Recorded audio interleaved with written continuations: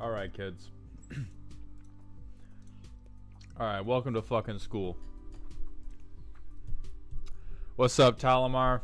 Hello, Panzer Ninja.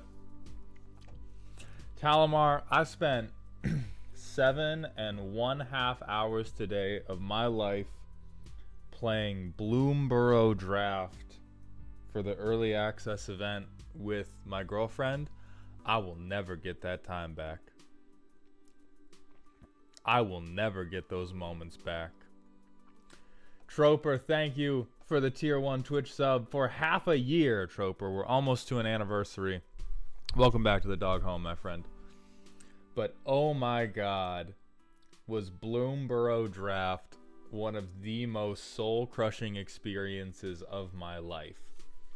Thousand Faces, is bloomburrow that bad? So here's the weird thing. Intellectually, it's amazing. If I were to make a list of the qualities that I noticed from the draft, it is so many things that I have personally been wanting to see in a really long time. Synergies matter over bombs. Sequencing matters. Combat tricks are good again. You have a lot of ways to cycle or recur cards. You have a lot of very defined and strong archetypes. All of these things I would have written down as qualities I would want in a draft set. If we went to Family Feud, 100 people asked about this. Survey says, motherfuckers like that. And when I play bloomburrow draft, I would rather lay down on the floor and scream. I would rather lay down on the floor and scream for 52 minutes and have that be how I spent the time instead. It is to go from, on paper, it is a masterpiece, and viscerally, it is one of the most emotionally difficult Magic the Gathering experiences I have ever had. And so that may be a skill issue. I may come around on it as I understand how to draft the set better, what the best synergy pieces to pick up are, but having spent the all of today playing it, I have no idea what to think about it. Intellectually phenomenal. Playing it, some of the worst Magic of my life. Playing it is just some of the most, okay, I guess I die now. Okay, they win. I don't know if that's worse than Khans of Tarkir. That's a good question.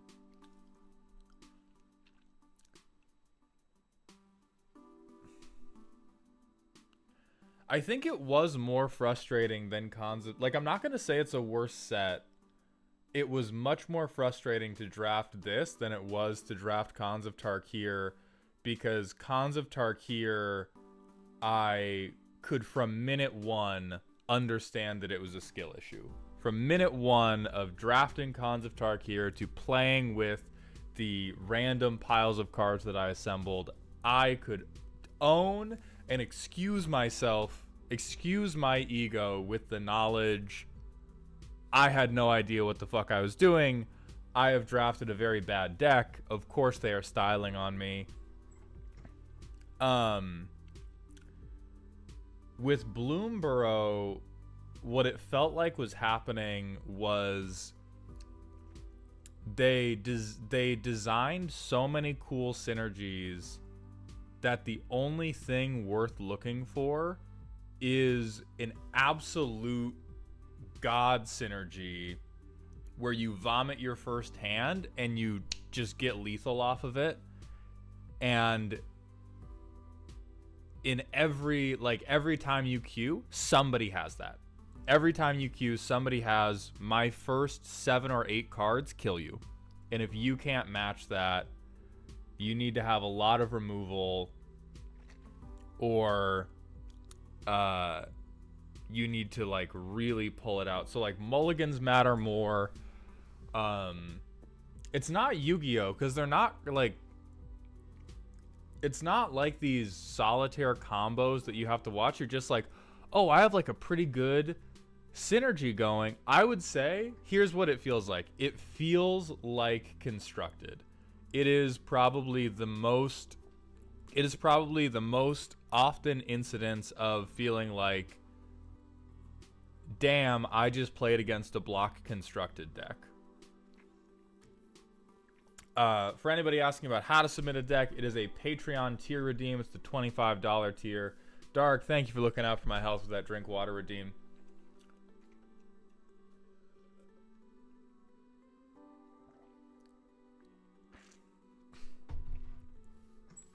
And this is at least still partially a skill issue, because I'm not a very good drafter.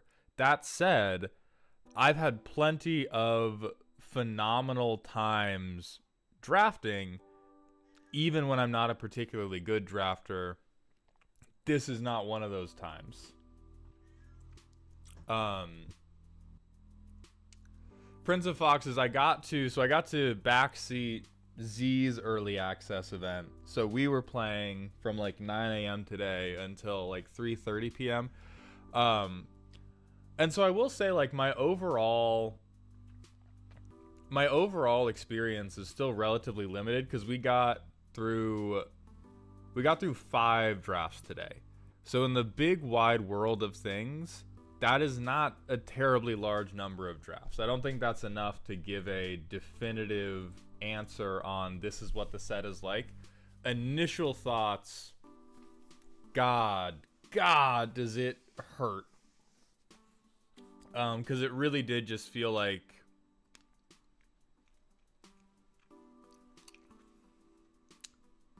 yeah, like I think the good draft decks in this set just feel like constructed play. Certainly not competitive constructed play, but like I have gotten to plat with, which is not good, right? I'm just saying plat is the like minimum bar of you are playing Magic the Gathering. I would say there are plat level constructed decks that are worse than the limited decks you build in bloomburrow. Easily. And so the discrepancy between having one of those and having a like capital L limited deck is like soul crushing. When people pull together, when people like, you come into bloomburrow and you try to just drop like a soft synergy piece on turn 3. If you're playing against a Boros deck, it is 55 mice with hammers, immediately learn your location, and you owe them money.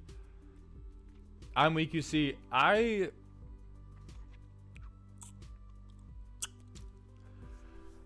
don't know how to accurately describe the vibe. Hey, no. I don't know how to accurately describe the vibe in like a word, because there's way more. No. It's not Boros all the way down, but it's just Boros is the combination that will just like thwap you the fastest. There are way more viable archetypes in bloomburrow than there are in Modern Horizons 3. That is good. Playing the draft, I missed Modern Horizons 3. So it is, again, everything I can write down about this set on paper is amazing. Playing with it fucking hurts. In a limited environment, playing with it hurt me bad. And so I'm gonna keep playing it, because at least part of this is a skill issue. At least part of this is because it is looking for synergies rather than just looking for bombs, being a bad drafter is much worse for you in this set than it is in any other set. That said, it's still fucking excruciating. What seemed to be the most annoying / painful archetypes? Mice and squirrels were the ones that felt the most, that gave me the most what the fuck is happening. Like, I think veggie, like mice, you can put out, you can have like an 8/5 double striking trampler on turn 4. Mice decks will make you shit your pants, and you just will not know what the hell is going on.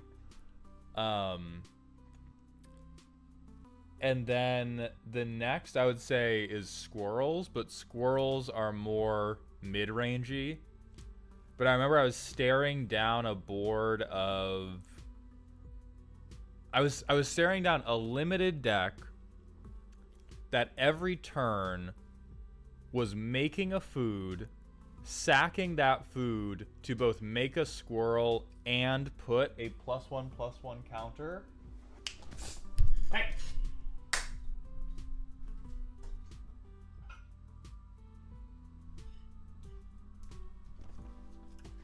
This cat is gonna get diarrhea. I swear to God, you guys. Anyway, so I was staring down a squirrel deck, and the squirrel deck was, I don't remember how many turns deep we were, but it was like every turn, make a food, sack the food, make a 1/1, and put a +1/+1 counter on every creature they control, and they all had menace. So I was staring down like 5 4/4s with menace. So it was just like, we're playing Commander. We're playing fucking Commander in this limited set. Except your Commander is just somewhere in your deck, and if you draw it first, you got him.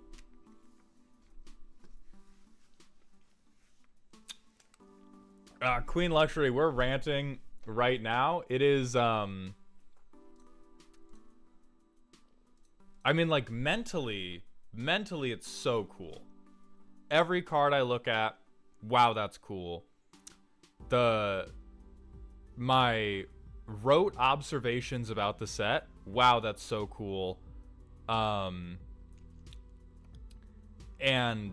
playing it just like punched me in the ribcage over and over and over and over until my heart gave out.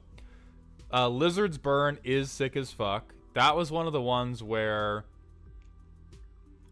I mean, it's really just like, if your deck does not come together like an absolute cheater house, you are going to get shit on. That was the overarching feeling, was it was not only, it's not only, oh, you won't get a lot of wins. It's like, if your deck does not fucking cheat, you are going 0-3 every time you draft the set. And they gave you a lot of, like a lot of tools to cheat with, but a lot of those tools are 2 to 3 card synergies.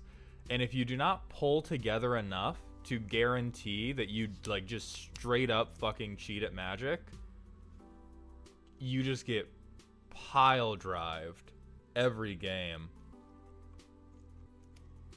I think the softest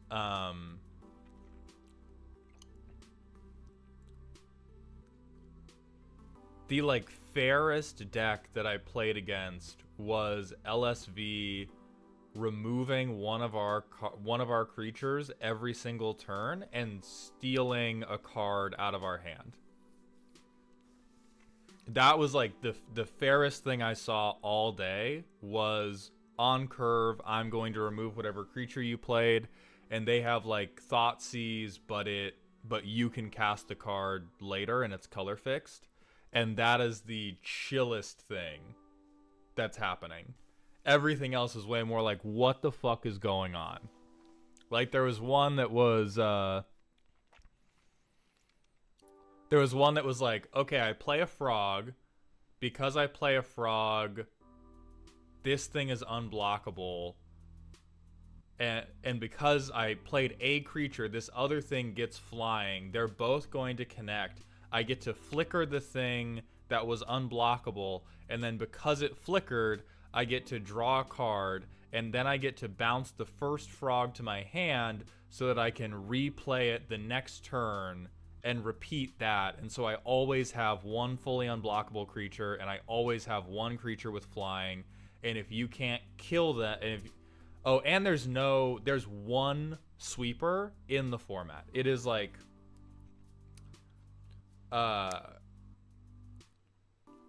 it's not, I saw a couple things that went tall instead of going wide, but far and away it is wide. Like, wide boards matter, and there are no tools to deal with wide boards. There's one sweeper that hits everything for 2, which will hit a good number of value pieces, but really not that many. There's a lot of shit at 3 toughness that is meant to be the engine piece. Honestly, Gift and Offspring seemed to work really well in the limited environment. Gift never felt that bad. Gift never felt that bad to whatever I was giving the opponent, or whatever Z was giving the opponent. It never seemed like that terrible. Offspring was really good in limited because it was essentially like pay a little bit more and get 2 bodies out of 1 card, which in wide board matters, in synergies matter. That was sick. So I would say Offspring seemed pretty strong. And Joe Salsa and Doodles, I'll correct myself, I did not see any in any of the draft packs. The only thing I saw in the draft packs was 2 damage to everything. So there may be a board wipe in the set itself that I may have just gotten supremely unlucky today with what Z and I saw. But we were both like just playing our little hearts out. And again, I am not attempting to present myself as the ultimate arbiter of truth. I am attempting to present myself as, I'm a normal dude. I play a fair bit of Magic. I think about Magic probably more than the average person should. And over the last couple months, I've drafted a lot. And this fucking hurt me. It hurt. Every draft hurt. Every draft, we were just like... And I will say, this was the most concedes I have ever seen out of an early access event. This was, I think, almost every game people were scooping out of, and most of the time it was a scoop to lethal that was coming. But in previous draft sets, people would let you do it just to show off your cards because everybody's streaming. And so everybody generally tried to let everybody go off and do the thing and combo. And this one, everybody's picking up the playmats and walking off. And in some cases, when they could have continued to play out the game. And I think that was a stark difference, not to me personally, because I'll walk away for nothing. I will sweep all my shit up off the table dramatically just to do it, because I am a bitch like that. This was the first time I had seen just so many opponents. It was not every person, but so many people who, when the matches, if the matches drew on, were just like, yeah, I'm done. Get me out. Let's go to the next one. I I'm weak. You see, I'm curious how the games of sealed will feel in comparison to draft. We tried one sealed pool, and it was worse. I think we did 3 drafts, and we thought, wow, we are really not getting the hang of this. Let's try sealed instead to see if that feels better. And we like almost didn't. I think we talked about resigning from the pool after game 2 in the sealed pool. Or no, because I think we won at least one of the sealed pool, so it wouldn't have been that early. But sealed did not feel particularly better. Somebody asked about if wedges felt viable. I will say yes if you are sick. If you are like, this is a paradise for people that are really good at drafting. If you are really good at drafting, there is so much cool stuff you can try to do. We played against a Sam Blacklist that was like Jeskai, birds, and mice. I can't remember any other 3-color decks that pulled it out, but I think Bant also gave it a shot. I don't know if they were wedges or just 3-color decks.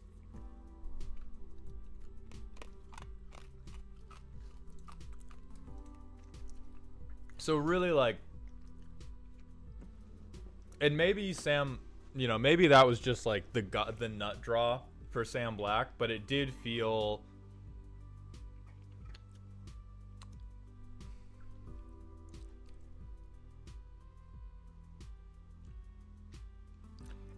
every game we lost felt like, what the fuck were we ever supposed to do about that? Yeah, green is one of the best colors this set. You should basically always start green and then pivot out depending on what you get. I am gonna post the order now. So we're looking for T-Dim. If T-Dim's not here, whoever is present to be roasted, we're gonna move on. We're gonna move to Grumpy Dragoon. Thank you for the tier 1 Twitch sub for 2 months in a row. Cowabunga, my dude. Welcome back to the Dog Home. And Fun Tyrant, thank you for the 5 months in a row at Prime. Welcome back to the Dog Home. I appreciate those Bezos bucks. So last thing we'll say about it, Major Tom, I was able to backseat my girlfriend's early access event for bloomburrow on Arena. So we spent the day drafting together. Almond, did you have fun at least? Almost. I will say at times I almost had fun. A lot of it was just like,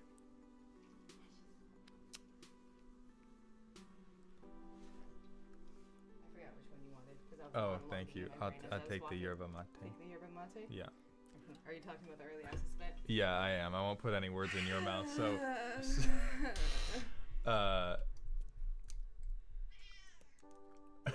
are you feeling generally positive or negative on the set? It's hard to not feel positive because it is a lot of what I've been asking for in draft.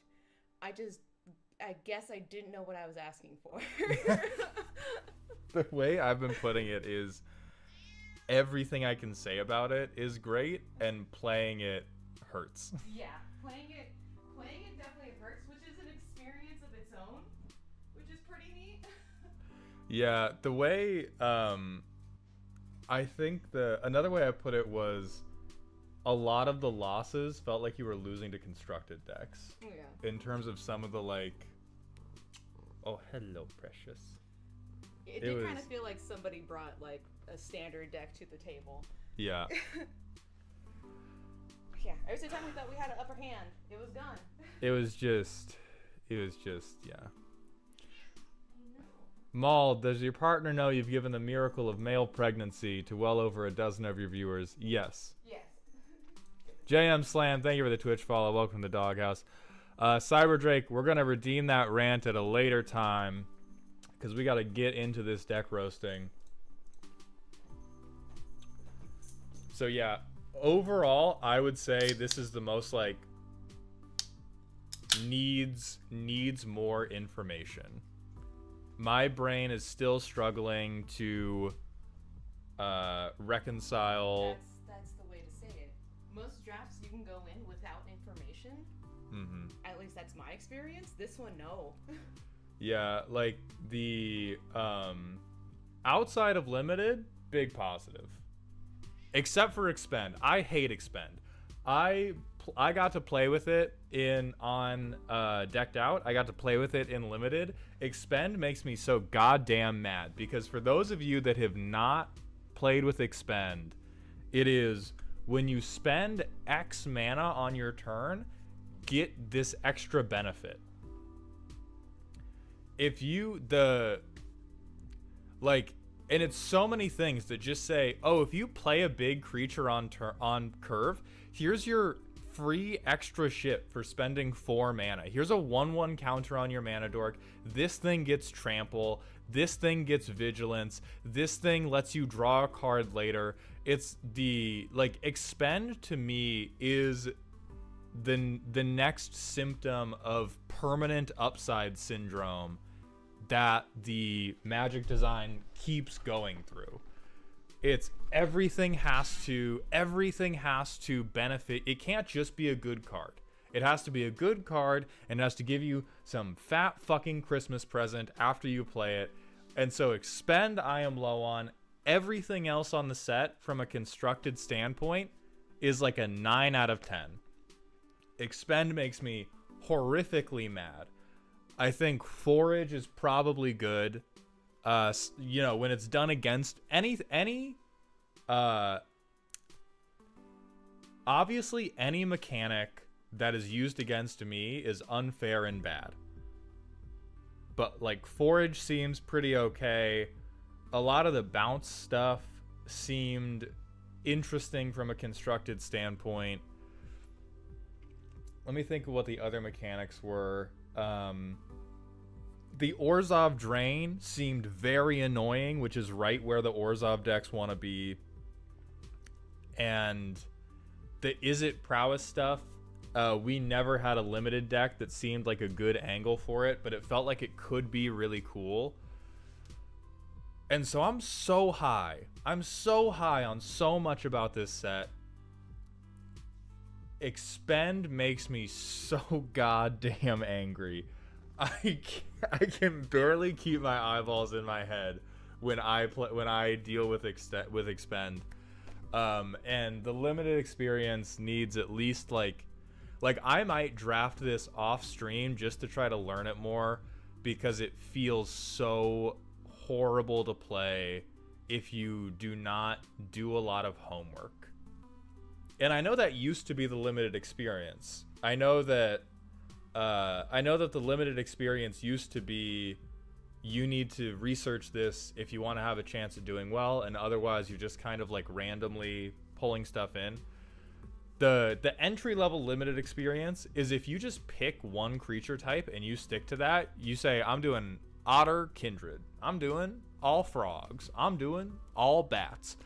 You will be able to play Magic the Gathering and you will just get walloped by somebody who has lethal in their first 8 cards.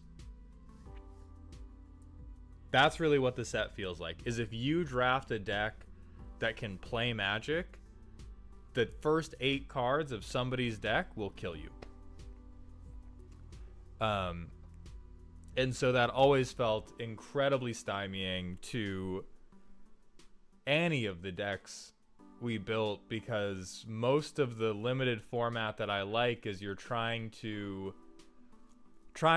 scrape it together with things that can kind of work together, but it's ultimately weaker than constructed for a reason. And this felt like, man, when people got a good deck, you were just playing standard. Golly gee, when people got a good deck. I think Rakdos Lizards felt good. That was also the closest we got to having our lethals in the top 8. Z also made a lot of really smart deck building decisions. They made a lot of really good Z mulligans a lot better than I do. Rakdos Lizards needs to be pretty aggressive, and so I think they made a lot of better calls than I would have about what hands we kept and like the order that we played stuff in that made Rakdos Lizards work well. I would say Rakdos Lizards felt the best, and we were missing a couple of the best pieces for it too. We certainly weren't robbed. Yeah, T-Dim, if you could get just like 8 bozos, just 8 people who had heard nothing about this set together and who and we're just having a good time, it would probably be a great limited experience. You get anybody who knows what the fuck is going on, and they're an assassin. Is Gruul, Raccoons, and Expend the fastest deck? No, I would say Mice are the fastest deck. Boros Mice, they will end your life instantly. Boros Mice will kill you like turn 4, turn 5 with a blocker up. Boros Mice does not care about your god. Boros Mice is you have removal in that first hand, or you are somehow going taller than a 7/5 with trample on turn 5.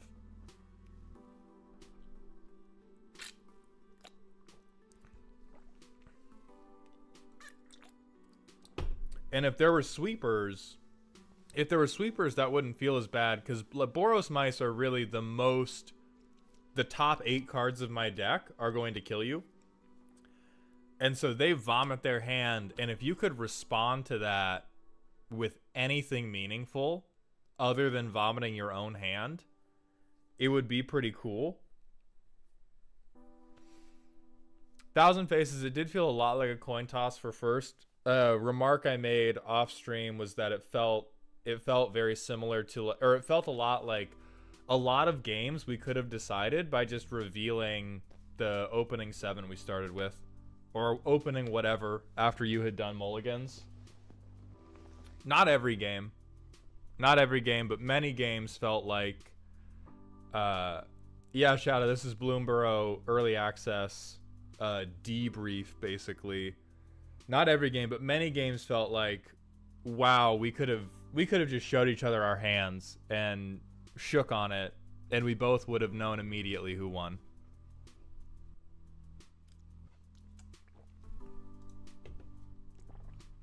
Joe Salsa, hit me with that personal question. Finol, we're out of the garage for now. The streaming and living situation remains to be seen. It'll probably change in the coming months.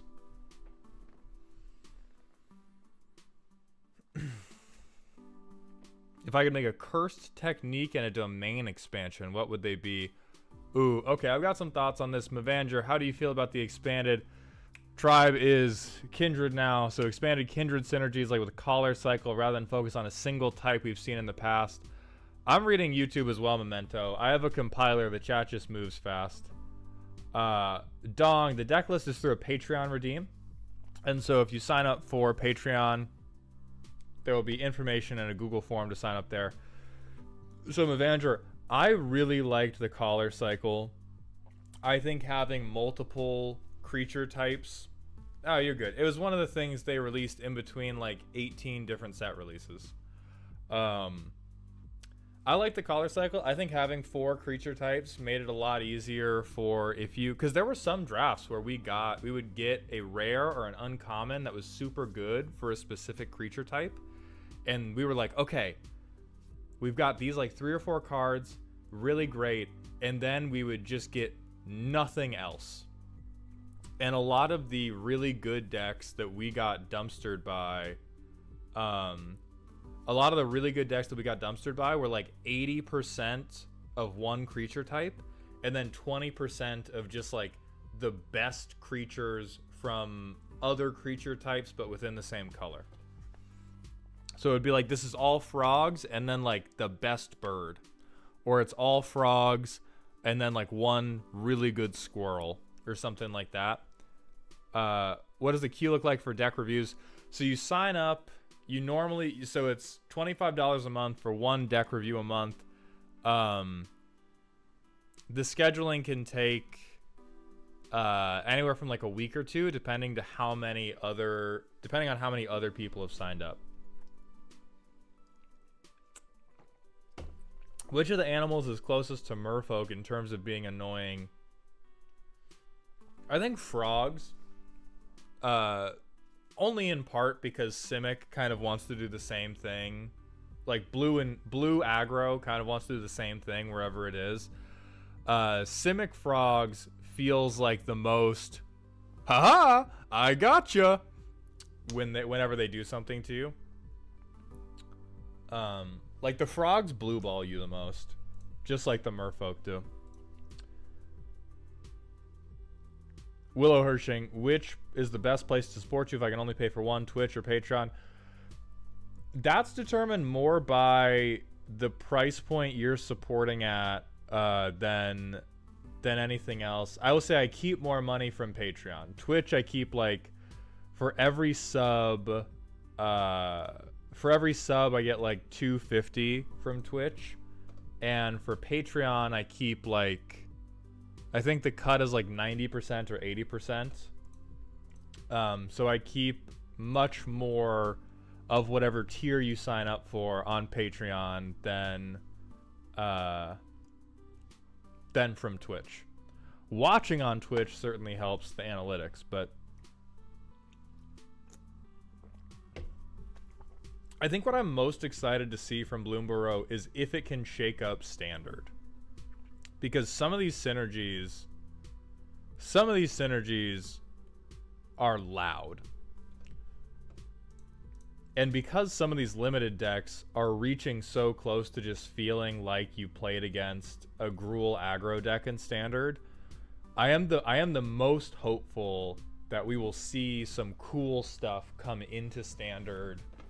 Standard is rotating as well, so I'm hoping that with the rotation plus bloomburrow, standard will get sick again, because I have not felt the desire to play standard in quite a long time, and I've been playing limited instead. So maybe I will dislike bloomburrow limited so much that the bloomburrow standard tech will catch my eye and I will play that instead. Any favorite legendaries you've seen so far? I mean, Flubs, who I roasted.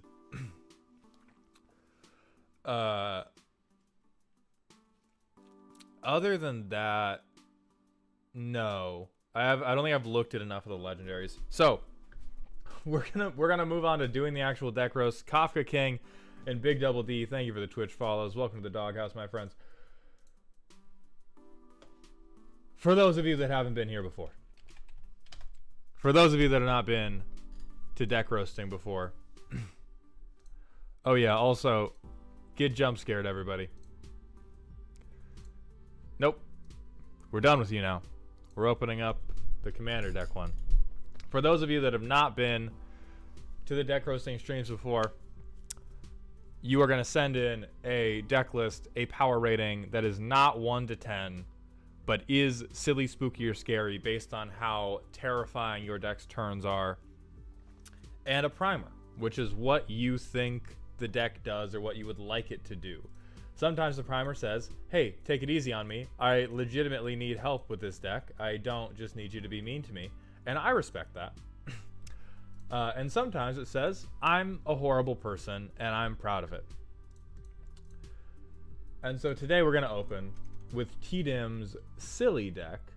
The objective is to enable Melek to ball. This will be done by casting, filtering, discarding, and putting at least 20 instants and sorceries into the graveyard, and then casting a fling effect. Ideally Chandra's Ignition, so we don't have to repeat this process.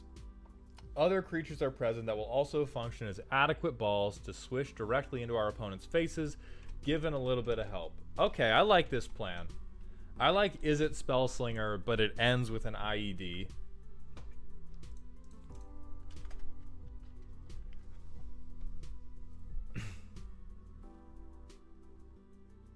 Ignore everything you just read. This is not a deck about throwing Melek like a basketball. Check your primer. So let me write down as a note on your roast that you are a liar. Let me record. Oh yeah, what? So curse technique, domain expansion. I'm not sure what the curse technique would be, but the power I always loved the most in Bleach was Aizen Sosuke's Zanpakuto, which was to control your sensory perception. And so I would do something like that. So maybe the curse technique would be like making you hallucinate lightly, and the follow-up would be sensory perception control. The blue player would love Aizen Zanpakuto. It's so sick. That's not my fault. This isn't the deck I submitted. It's still an Is It deck about the graveyard, but less janky and much scarier. Discard as much as possible while avoiding consequences. Sculpt your hand, gas up Riel, make Riel unblockable, and kill people with commander damage. So it's discard outlets, cycling, and then interaction, and then mill enchantments. So silly and spooky. So for those of you who don't know Riel, the first time you discard, you get to draw instead. So you're incentivized to just dump as many creatures, as many cards as possible. So if we want to do commander damage, we want to have ways to give her evasion. So we want her to be unblockable. I hope to God there's tags. Blender, explode. All right, so here are doublers. Flicker in my Is It deck.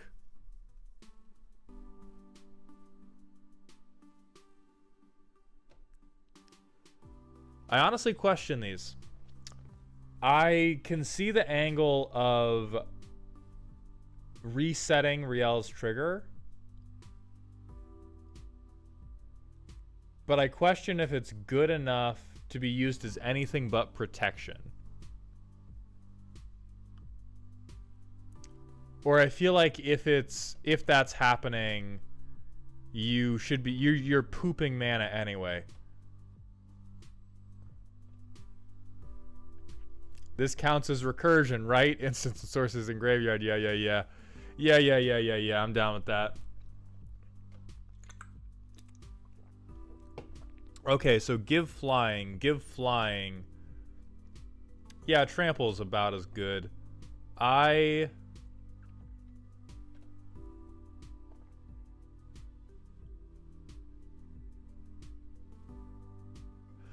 yeah, because it is first time each turn. Hold on.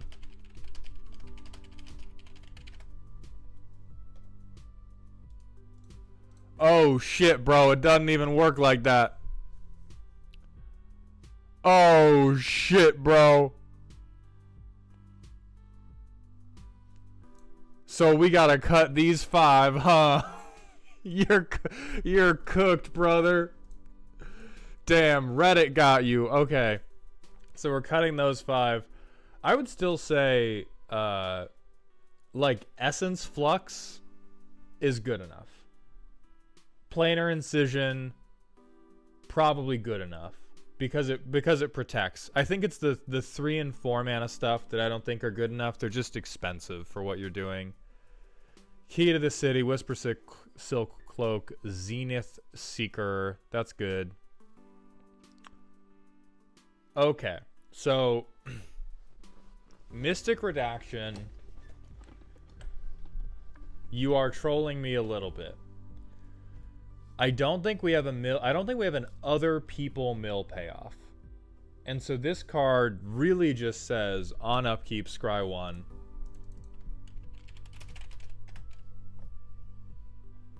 At which point we'd rather play this. Because Search for Azcanta is Surveil 1. So this can not only get stuff into the graveyard, it can then eventually seek for an instant or sorcery to play. Yeah, this says 3 mana on upkeep, scry 1, make everybody at the table mad. You are smoking a lot of crack. Like, you are doing mental damage. You are doing a lot of mental damage to not get anything from it, which I question. I'm a big fan of mental damage. You have a 3 toughness commander, which is not the type of butt you need to have to be walking around with that much attitude. If you are going to be walking around with that much attitude, your machinations should not be undone by a lightning bolt. The raccoon kindred player should not be able to say, take out the trash, and undo your deck strategy if we're just going to be throwing in random mill into this shit. So get rid of these 2.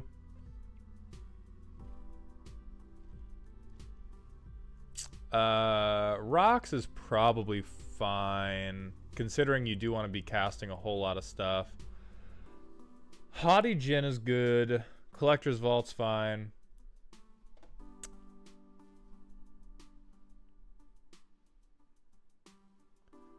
Ancestral Memory, you are, I think you're memeing with Ancestral Memory just because it's a 5 mana draw card to not benefit from your commander's stuff. Oh, I thought Wheel Mills people for 28 was cute. That is cute. Hey, I'll tell you this right now. It is cute. You've got a lot of cute stuff in here, and I don't know if we have the room for this much cuteness. You are, hey, T-Dimp, you're a little too cute for me. Like, Breakthrough's hot as hell. Brass's Tunnel Grinder, hot as hell. Big Score, hot as hell. Bedlam Reveler, hot as hell. Argentum Masticore, hot as hell. Ancestral Memories is just like random blue card that draws things.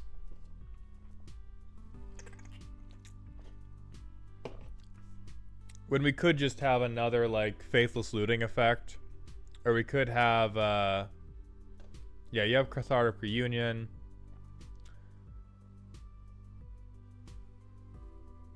Distinct Lack. Oh, it's from the Melek deck. Then yeah, I would cut this. So let's see how it feels and what we think we're lacking based on the feels. So we'll scry 1. Circular Logic. Oh, a counter spell with Madness is a little kooky, but we'll keep it on top because we have Cathartic Pyre. Next turn. So we have Riel on curve. 0 power, but that's good. We're trying to fly below the radar right now. So let's say that we have let's say that we have the nuts right here. Somebody tries to cast a spell that we want to counter. We cast this in response. We discard Circular Logic. We discard Argentum Masticore. We draw 2. This resolves. We cast Circular Logic for 1. It's countered unless they pay 2.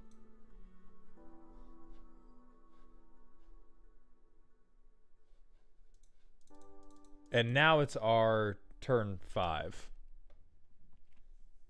Oh yeah, and we would have drawn 2 again because of Riel. So we'll play Cephalid Coliseum.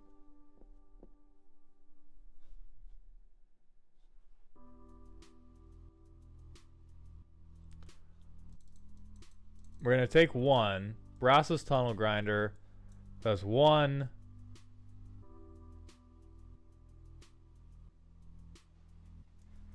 2, 3, 4.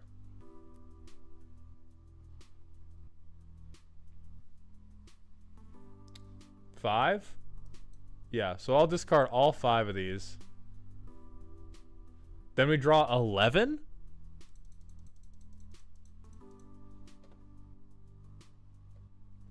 Alright, and now we're going to move to dumpies.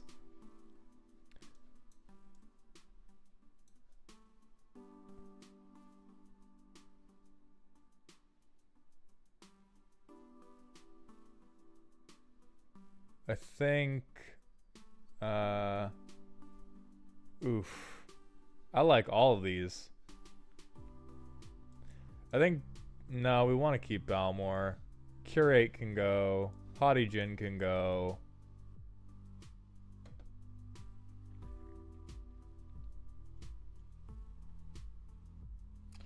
Draw 11 is a blue player's second favorite phrase. So true.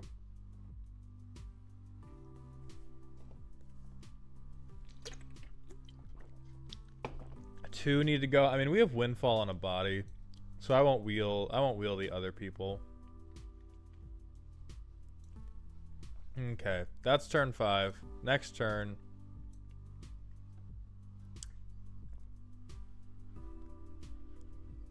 I mean, I think we do Bam Bam. What are we at for?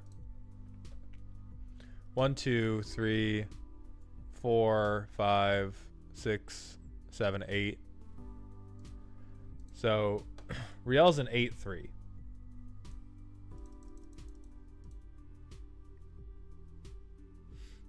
Almond, we do not want no max hand size because we want to discard to make Riel even bigger.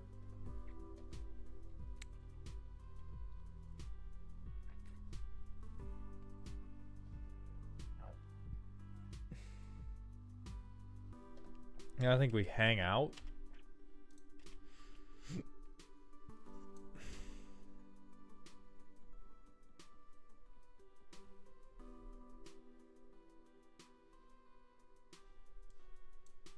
So let's channel the creation. Play these out. Or at the beginning of upkeep we can... Yeah, we'll dump our hand. Let's be brave. We'll draw 4. And then we'll draw 4 more. I think we drew a 9th as well. So a Burning Inquiry, 1, 2, 3. I'm assuming we got 3 out of there.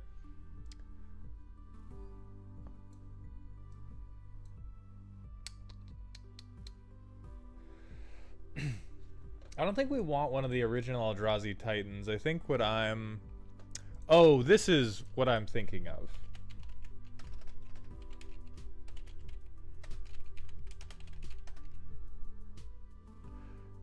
Where's this at? We gotta get this shit in post haste. I cut this from the deck because I thought it was too silly. And then I put sillier shit in. So true, bestie. Yeah, I think Riel's got to be in here. What I would argue that you have... I am convinced the gimmick happens. I am not convinced that you can do anything because the gimmick has happened if Riel gets killed. Which either means Riel has to definitely not die, or you need more things that care about having an instant and sorcery in your graveyard. And so if you want to go the path of Riel absolutely can't die, the flicker needs to get replaced with all the 1 mana. Like, you can either go hexproof, essence flux type junk,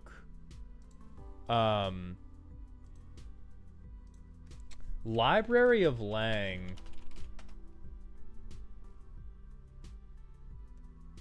Even though you do want maximum hand size, I think Library of Lang Memo is a really good tip-off because there were a couple times where we wanted to wheel ourselves, but there was at least like one card we would have liked to have kept from there. And Library of Lang will let us selectively keep whatever we want, which I think would be a very powerful effect for you. So I would recommend Library of Lang. Dragon's Rage Channeler. See, here's the thing. Dragon's Rage Channeler would be very good at filling the grave. You are filling the grave relatively well. I think you need some shit like Crackling Drake, where you are going to, where even if Riel is dead, if you've already filled your graveyard, you can punch people.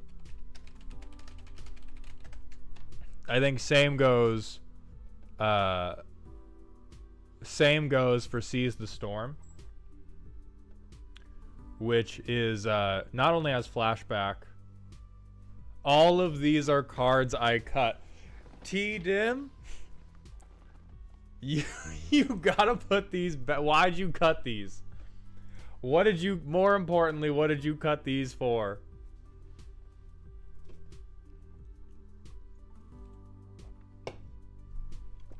And then the flicker stuff that doesn't work. This would also be cute. Yeah, we're gonna need you to uncircumcise your deck real quick. This would be cute, would give you unblockable, gives you connive, so it achieves both of the things you want your commander to achieve. Candlekeep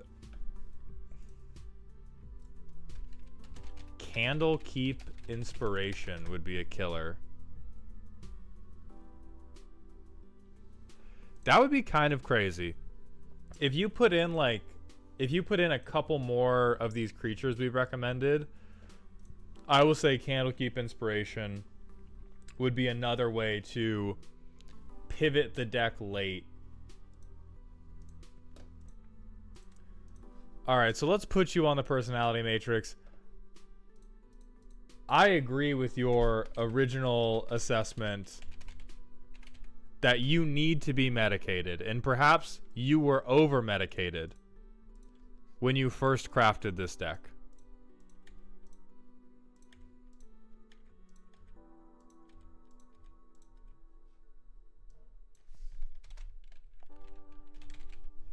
And we need to get a little bit less medicated. The Displacer Kitten does need to be a gun. I like the flying stuff. I like some of this recursion stuff. But you need ways to convincingly turn your gimmick into damage. And right now, it's almost exclusively the commander. Right? The only other option I see is Experimental Overload. And we need more than just that if we're going to feel good about killing people. We're going to move on to Enter Blathnir's Spooky deck.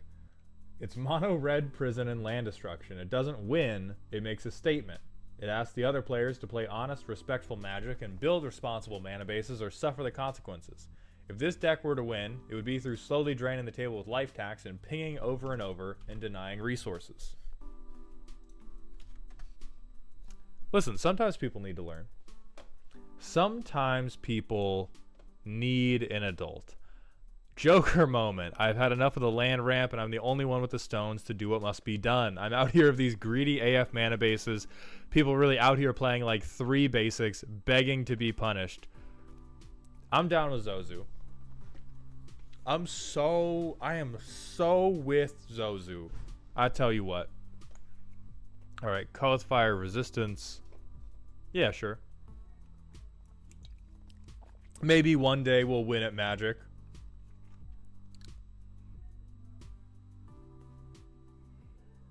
Cemetery Gatekeeper is fucking funny. Detritivore, lovely. Harsh Mentor, Immolation Shaman.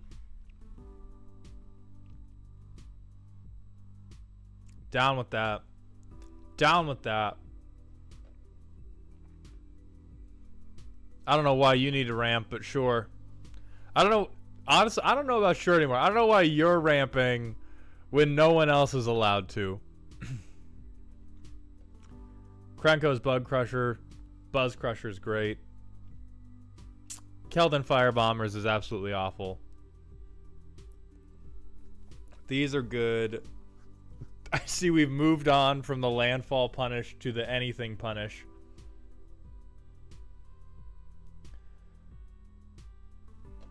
Oh yeah, we're mad. We're mad. Other people have been playing Magic, and we're done with that. We are absolutely done with that. Oceanmon, thank you for the Twitch follow. Welcome to the doghouse, my friend.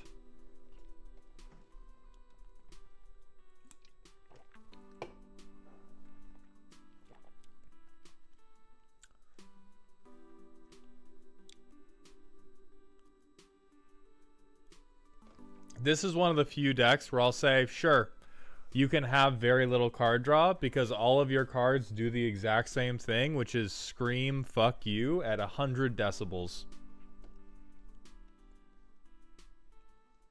We can't draw this deck in the wrong order because the only order is us being mad at people. Oh, that threshold is crazy.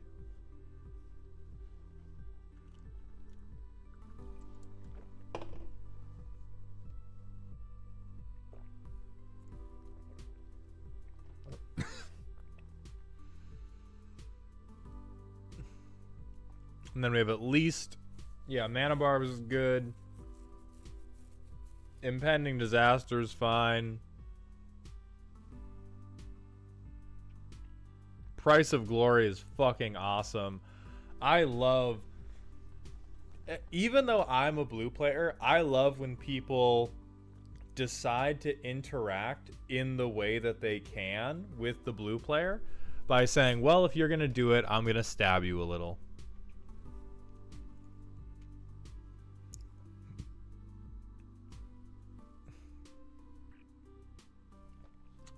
Banana Senpai, the deck reviews are via Patreon redeem.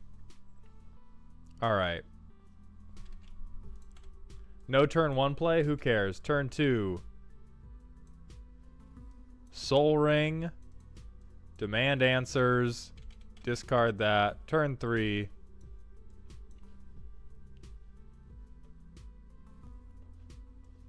We will do Zozu first. We have 1 floating.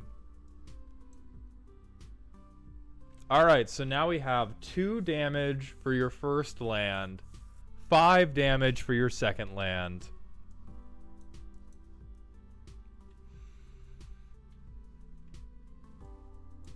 No more spells, please.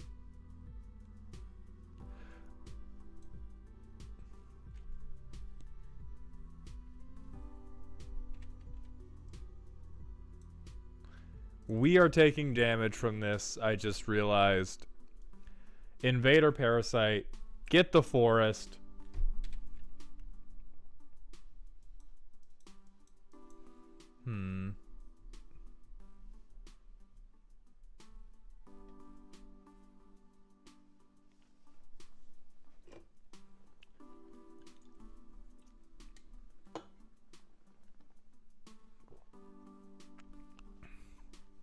Maybe there'll be a fetch land in the graveyard. And now we just sit back and we drop this and we go to our upkeep. Who needs them? On upkeep.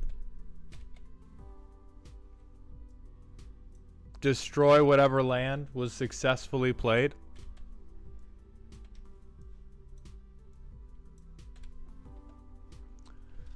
Golly gee, this is fucking rude.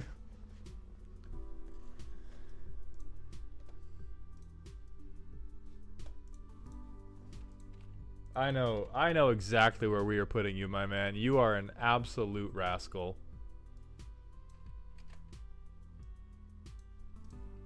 You are an absolute miscreant.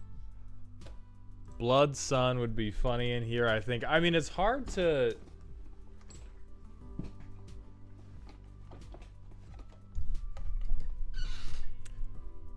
Blood Sun is good, for sure.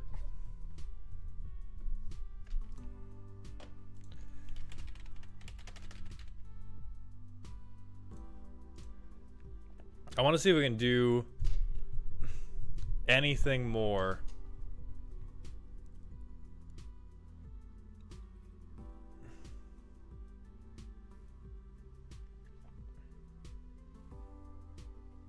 Not a lot. I mean, there's this guy, but he is woefully expensive.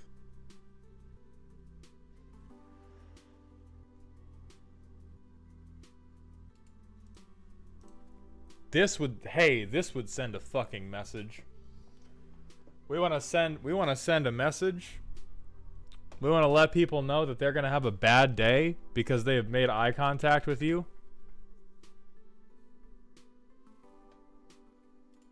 Oh, Jesus. Yeah, Britt. Wildfire is very much.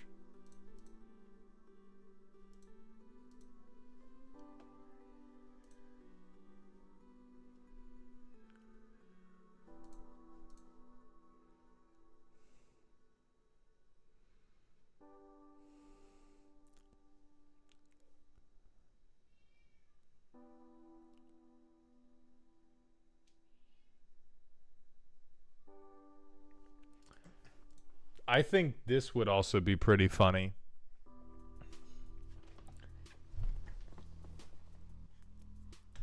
I think Custody Battle would be a pretty goddamn good time.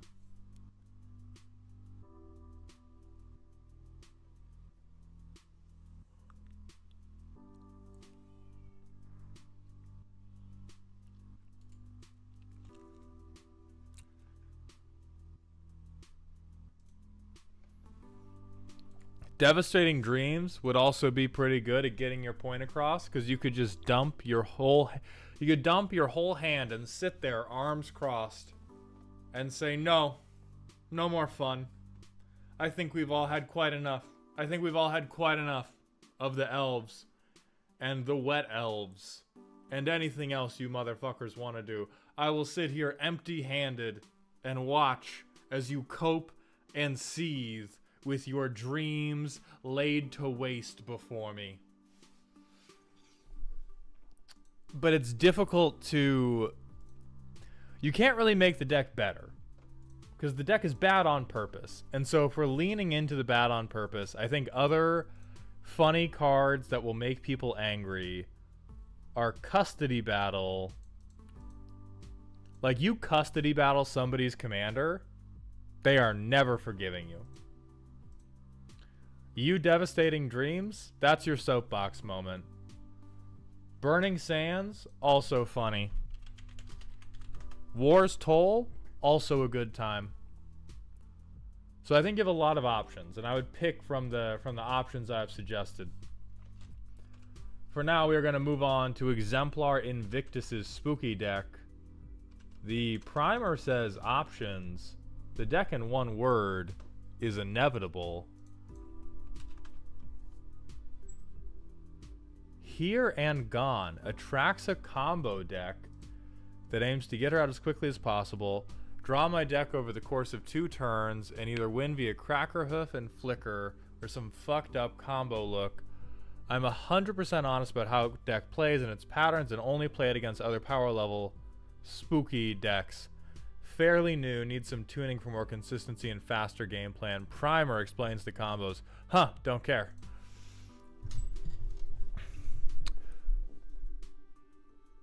Oof, ouch, I hate you. I would certainly... So in my mind, this is a semantic difference. I have purposefully obfuscated the exact definitions of spooky, silly, and scary. In my mind, I would call this scary because in my mind, scary is the point at which you have abandoned gimmick synergy for this card is very good and is in my colors. Spooky is where the train ends on I'm doing what I can with stuff that fits my theme. And you can have a scary deck that is still in theme, but is the minute you abandon stuff that is on your theme for this is a very good card, you instantly move to scary. That doesn't make you CEDH. Scary is not the same. Scary is not the same as CEDH, which is why I differentiate it from the 1 through 10 system. Okay, Virtue of Knowledge. Yeah, ETB doubling is pretty good here, especially the minor ETB double. Like, I'm going to 7 mana anyway. What if for 9 I got double Atraxa? Alright, what are we Invasion of Ikoria-ing for?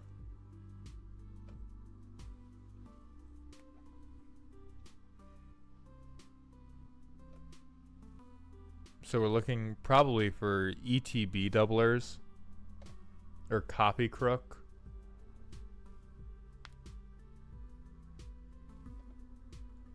So ETB doublers. Shuffle somebody's deck. Or graveyard. Rhystic Buddy. Really good mana dork. Felidar. Oh yeah, tags. That's a good idea. No tags. Okay, Born Upon a Wind. Assassin's Trophy.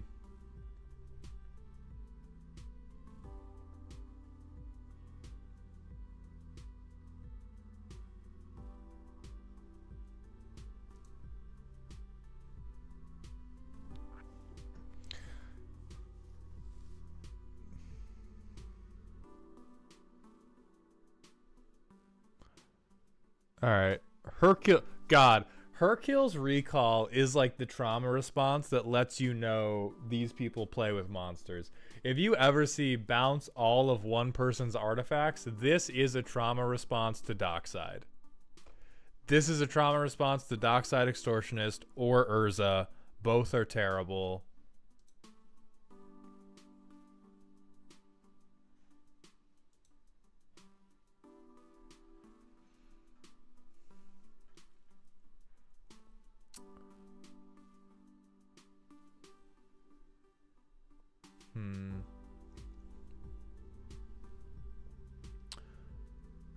I do understand the putting the removal I do understand putting the removal on a body to try to get more hits off of Atraxa's trigger. I think that 4 mana kill a creature is just too much at the level you're trying to play at.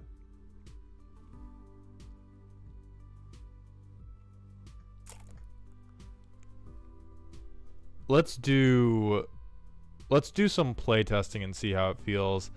I think lands that ETB untapped, this feels very out of place to me.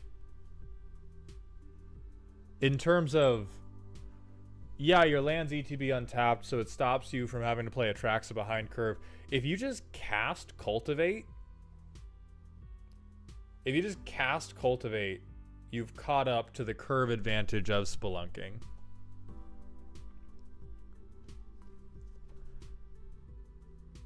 Oh yeah, 4 mana kill 2 is fine. That said, you do not have... When you build decks around synergies, you should not be picking cards because one card in my deck synergizes with one other card in my deck. As far as ETB doublers, we have Elish Norn. That's 1. Yarok, which is 2.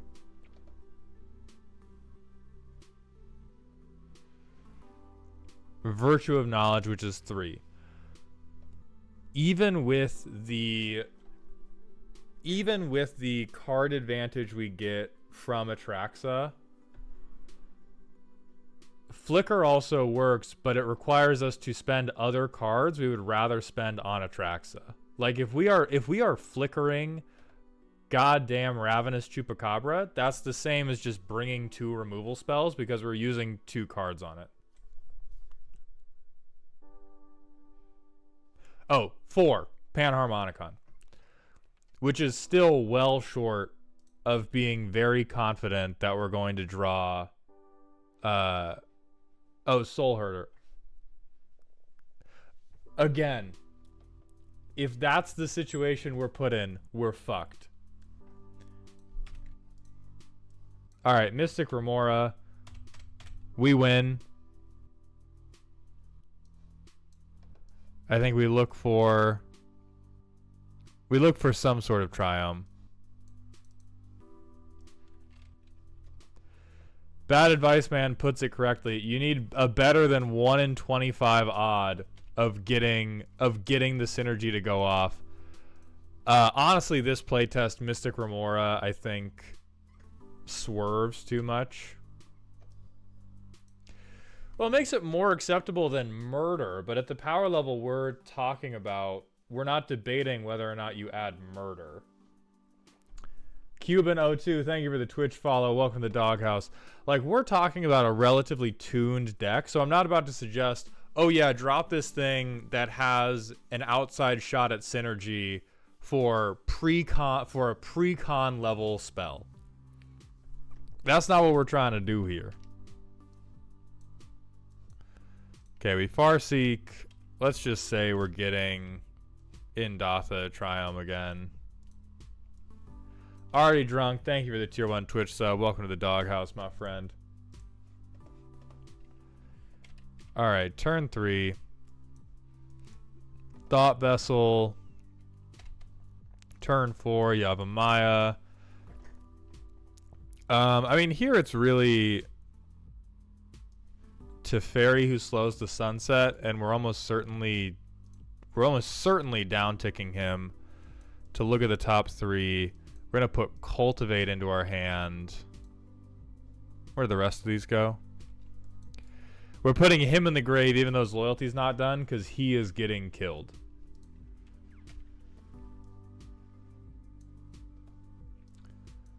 We're gonna Cultivate.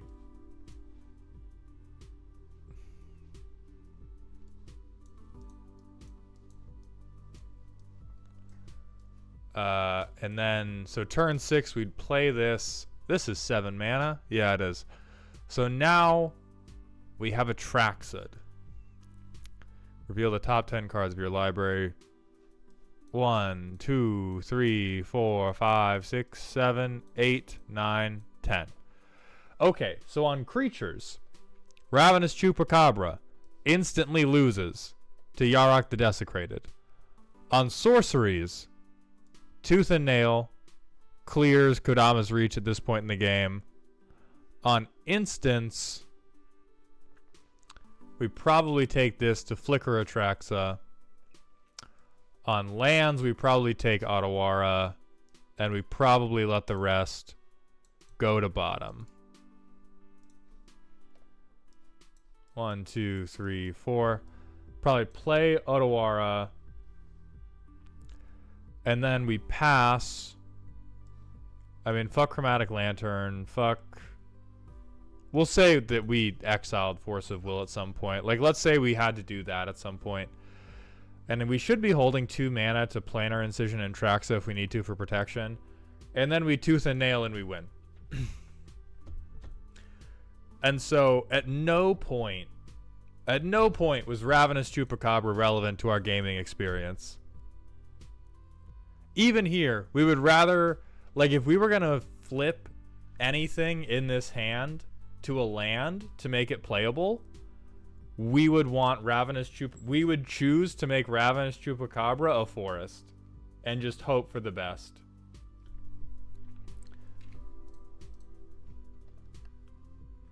Here we have the One Ring, so sure. Jeeves and Creebs, thank you for the Prime sub. I appreciate those Bezos bucks. Welcome to the dog home, my friend. We're just going to say we're color fixed. Turn 2, turn 3, turn 4, turn 5. All right. So the weakness I'm seeing is we really don't start playing Magic until the 3 to 6 mana range.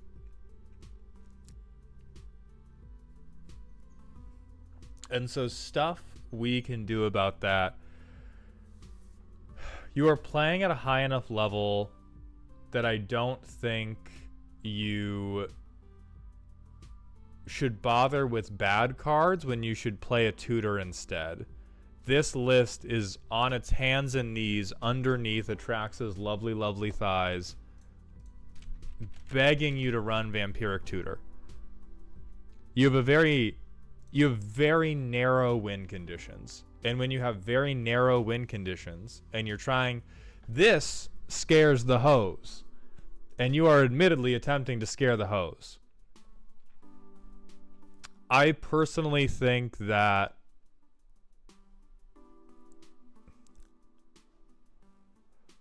let's see.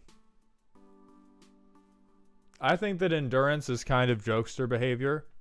Unless you at your specific table, this is well and truly an incredibly prescient meta counter pick. I think that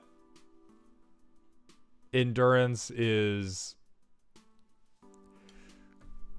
just not as good as simply having a second copy of one of the combos we're trying to get to. As far as I'm concerned, you have combos and then you have a bunch of things that you're hoping gets to the combo. Endurance helps in case I don't kill somebody with Sheoldred plus Windfall. But yes, I'll probably cut it. Can you explain to me why you need endurance in that case? Like if drawing 7 with Sheoldred doesn't kill anybody, are you on it that close to decking that you need to shuffle your graveyard away? Because that's the bit. Oh, you'll be wheeling with 40 in hand. Oh, thank you so much.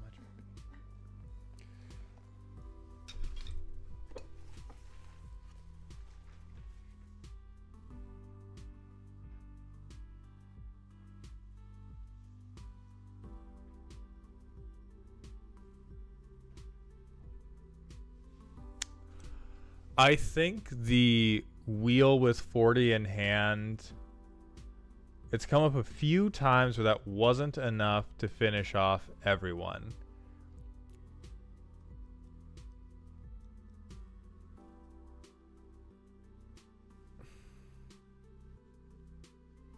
I'm having trouble conceptualizing of the situations where you're dealing 80 damage and you can't kill people, or like you're wheeling enough that you could legitimately run out of cards and you aren't gonna kill people. I will take it at face value.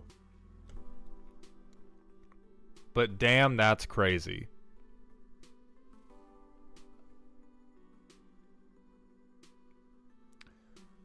Life gain / Tef Pro in response. I mean, if it's Tef Pro, that's not a problem you solve with. That's not a problem you solve with endurance. That's a problem you solve by holding counter magic. And I could see the life gain player living through you take 80 once. He's playing against someone with Plat Angel and life gain.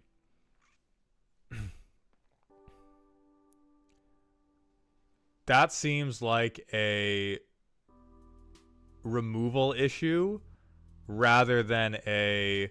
Like, you don't want endurance. If they're not dying because they have Platinum Angel, you don't want to reshuffle your graveyard.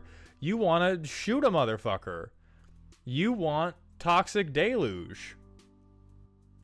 Copying Plat Angel 6 times? Yeah, that is the hardest Toxic Deluge angle I have ever seen.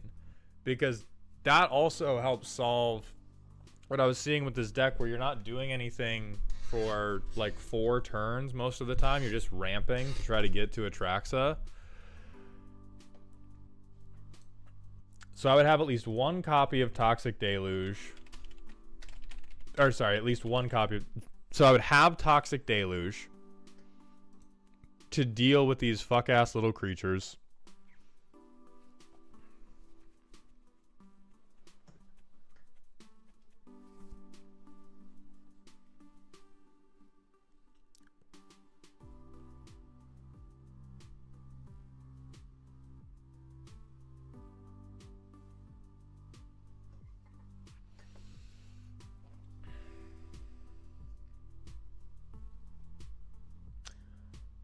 I think March of Swirling Mist, bad.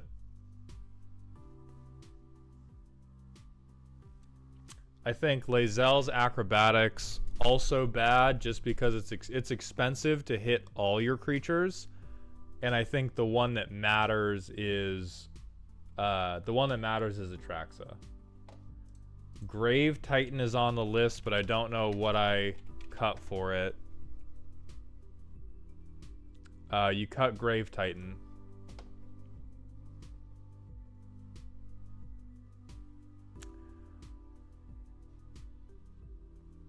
Overwhelmingly, I would say you have too many cards that say you don't have enough cards that say, I don't currently have the card I would like to have. Please give me the card I would like to have instead.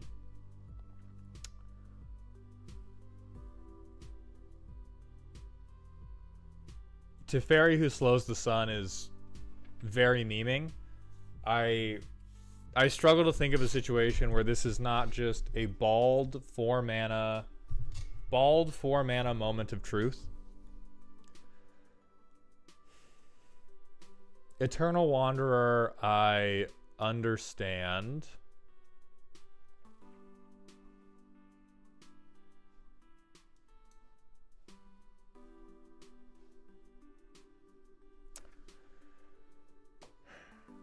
Teferi is an infinite mana combo with Guardian and Aminatou Copy Crook.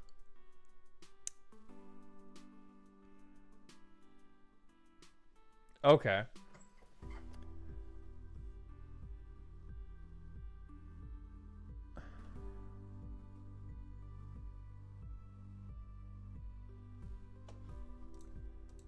I still think that sucks, but I will accept it. Enter Blather, we just did the Zozu deck was right before this.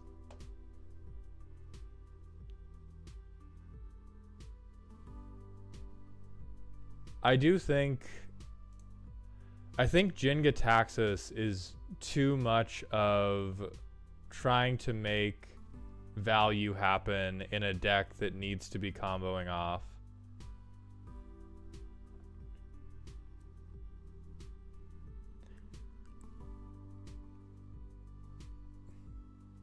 I got a Thought Vessel instead, GG. Yeah, Bean raises the good point of, like, we have...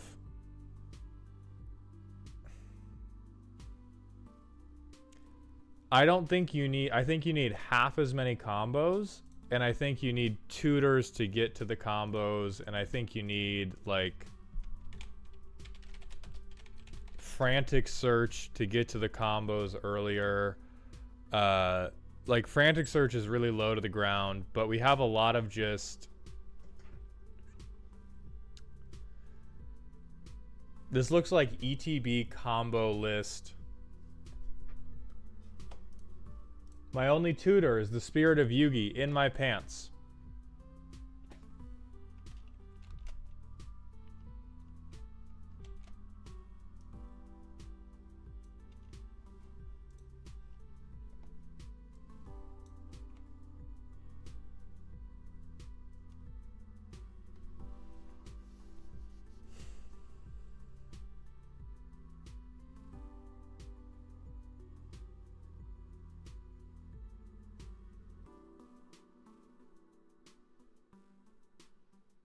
Today's not the day to play with me. Today is not the day to lie to me.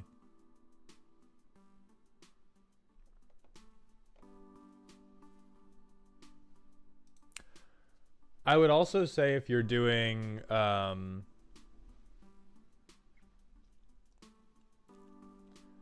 like we're doing if we're doing I'm infinitely flickering Atraxa to wheel 40 cards. Like, we're already doing fucking Mystic Remora, Smothering Tithe, Rhystic Study. We're not above a tutor. Oh yeah.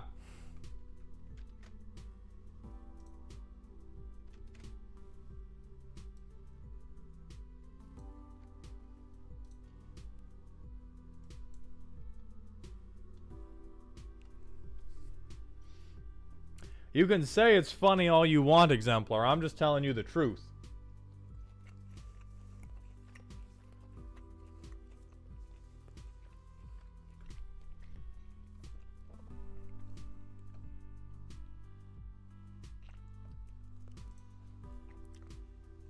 Oh yeah, and Tooth and Nail.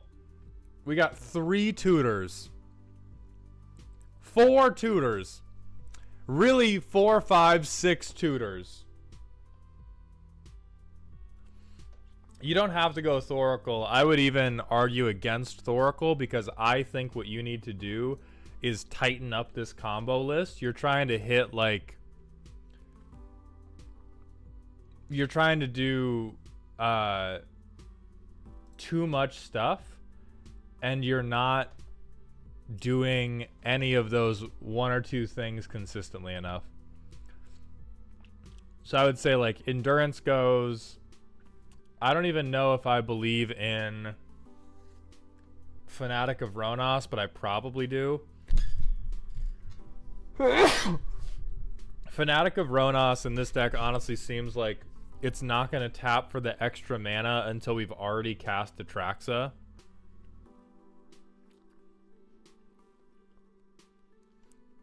Ravenous Chupacabra. Got to get the fuck out of here.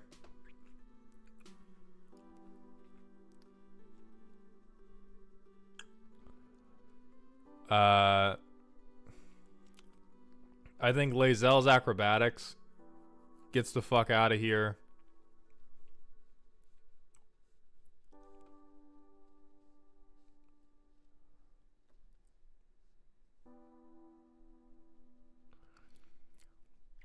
I mean, sudden spoil. If you play with a consistent play group, sudden spoiling can be fine.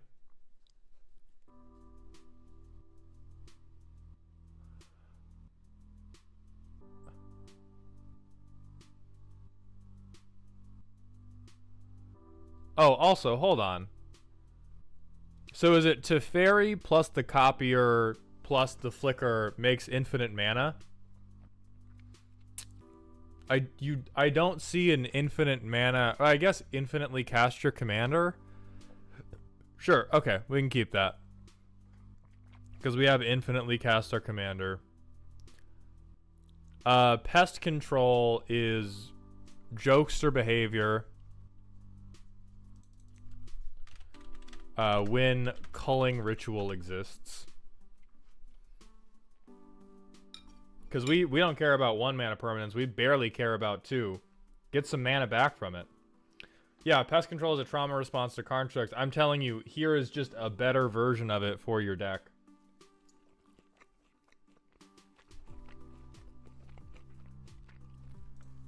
Peregrine Dynamo.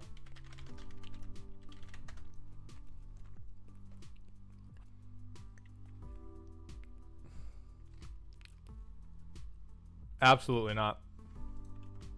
Arya, good to see you, buddy. But yeah, you have 5+ tutors in here already. You either gotta stand on that business, or you got to accept that you are not too good for tutors. Power level is scary, so generally, we're not doing. They have a moral objection to Thassa's Oracle. Past that, nothing. But you're like overwhelmingly, you lack shit to do through turns 3 to 5. Spelunking is never going to be as good as casting tutors. Just never ever. And then I also think Lae'zel's Acrobatics is a little wild.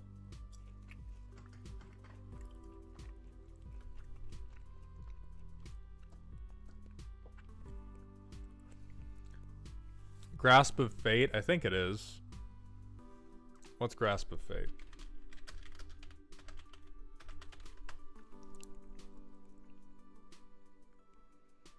Okay, it's not ETB.deck. They have 5 ETB doublers in the deck.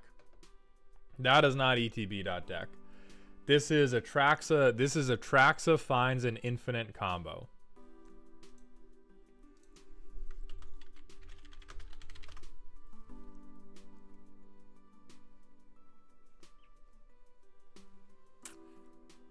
Fabro could be okay, yeah.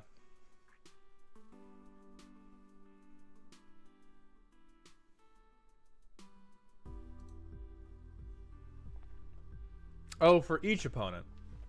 Yeah, Grasp of Fate. Grasp of Fate, good.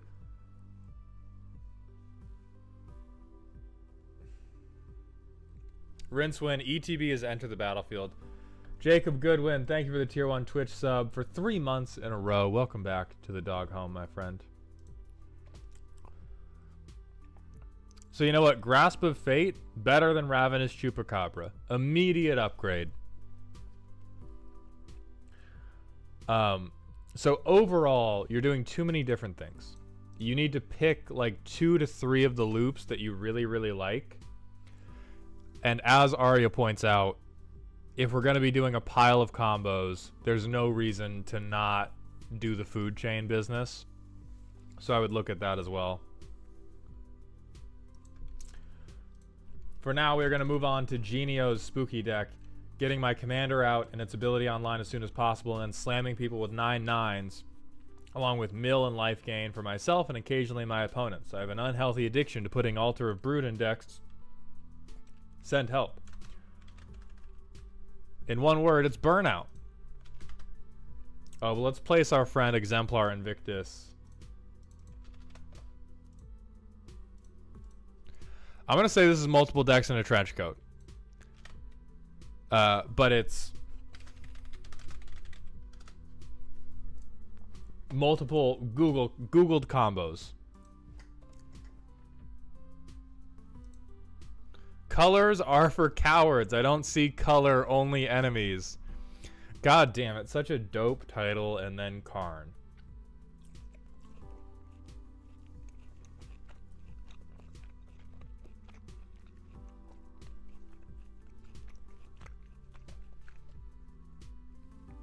Okay, so I better see a million ways to mill yourself.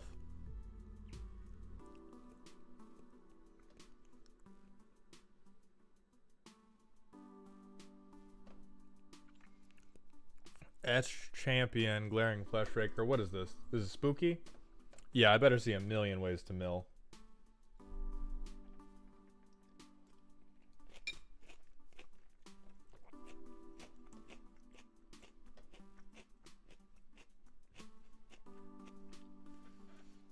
Yeah, colorless Gucci bags.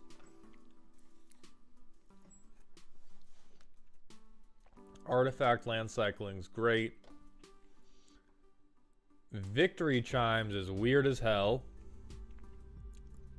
Casting with Flash is okay.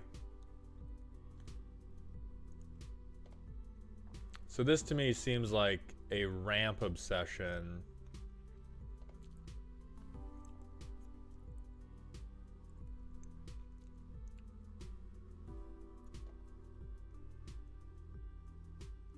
Okay.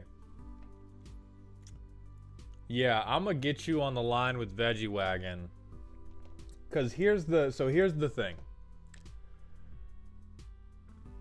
You have built this deck in such a way that it seems like you attempt to cast the Capitoline Triad.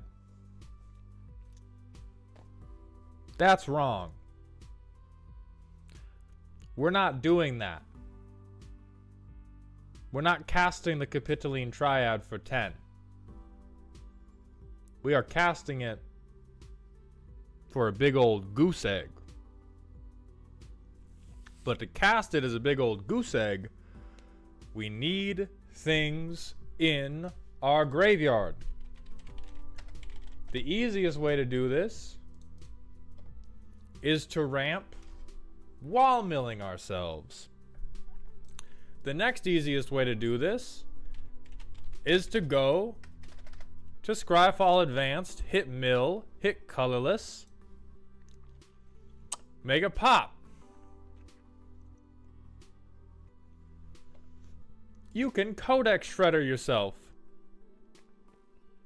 You can Excavated Wall yourself.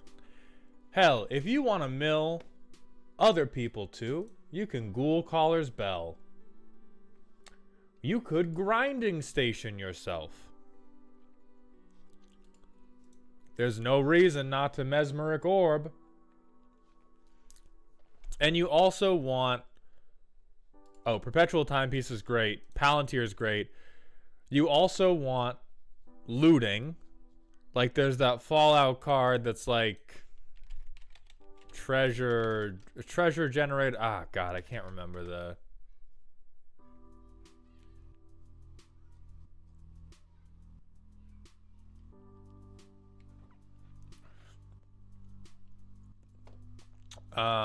What is the... Oh yeah, Mazzolanti.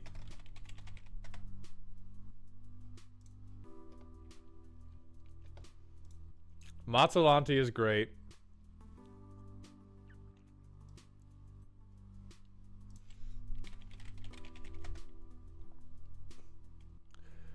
I don't think you want... You don't want Realm Breaker because you do not care about milling other people. Milling other people is meaningless. No, it's the, you want to, it's like tap, discard a card, draw a card.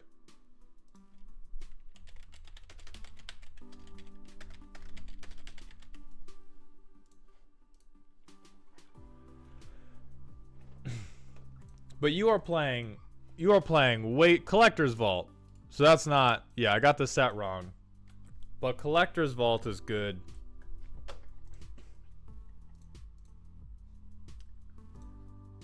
Collector's Vault helps you a ton, helps you ramp. If you want to ramp into playing these things, you can have mana rocks, but you want to have like...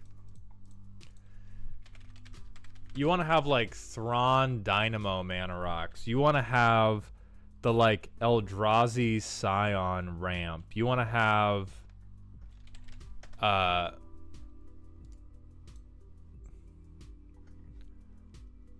Living Legacy would be, I mean, honestly, most of the Karns would be good for you, but you're only allowed to have one, or I'm going to get you.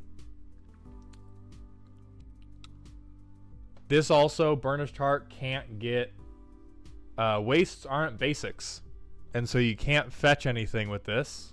Oh, it is a basic. Okay. The snow-covered waste, maybe. I did not think wastes had a basic land type. Either way, not fucking good enough.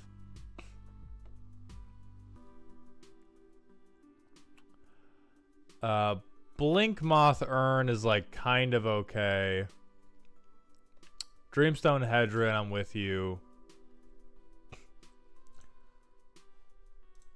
Oh yeah, Saravox Tome is fine. That's turn 1. Turn 2. Play It That Heralds the End. Turn 3. Urza's Saga.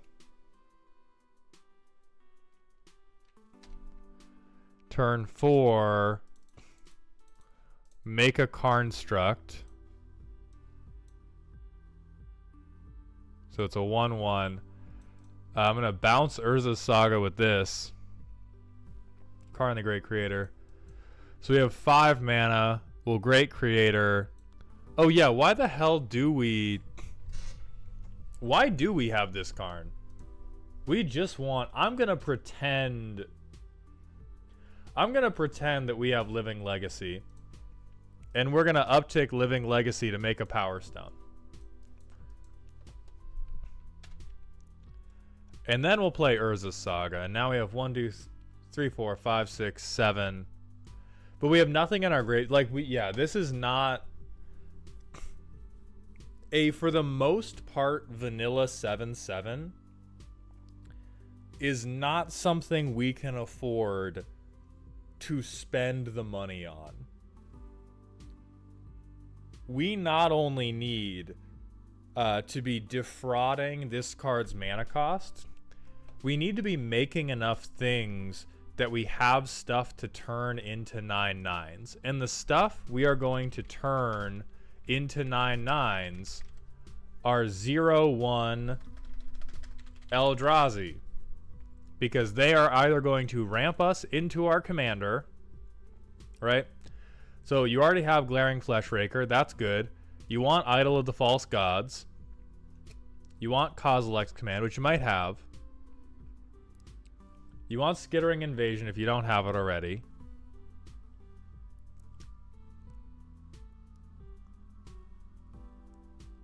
Yeah, so you want that. Like, Victory Chimes doesn't matter. You also need enough expensive stuff to mill or discard. That you have to get 30 mana value worth of stuff in your bin. And if we're gonna do that, we're not gonna do it the honest way. And you're still going to end up with a relatively fair deck.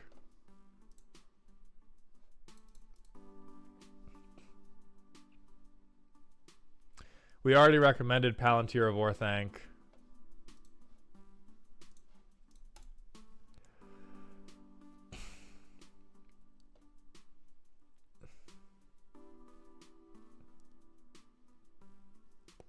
Like, Blister Pot is just a good chump blocker. You can call the Scions. We want as many of these to be historic as we can. But I think this needs a redesign from almost the bottom up, where I do keep Ichor Mirror no matter what. Oh, we can't play Devoid? Okay. Either way. Then just keep the Colorless. Either way, we have suggested like 10 to 15 things that would fit you better. We must stop trying to pay for our stuff legitimately. And we must instead mill and discard ourselves into the dirt. We do it a little bit. I can see you do have Milligan. I can see you do have... Where was it? Mesmeric Orb. We need a lot of stuff to get the graveyard full. And we need to make little shitters to turn into 9/9s. Because this deck doesn't have, like... Yeah, like, Hope of Jirapur is what we want to turn into 9/9s. We need this to be a expensive mana rock or a token maker. Like, right now, this is... I would say this is Minecraft creative mode. Because for this to get there, people, like, they just gotta let you. They just gotta let you do it. And we can't be doing that. And that's like beyond silly, spooky, or scary. We gotta take charge of our own lives and our own destinies. And we need to dump all of our belongings into the trash such that we can gain superpowers. We're gonna move on to Panzer Ninja's spooky deck. This deck is a funny gunman to try and group slug the table to death. I tried to make it as smooth of brain as possible. Typical Is It gameplay with pingers. There's some high power cards here to help draw, but nothing crazy.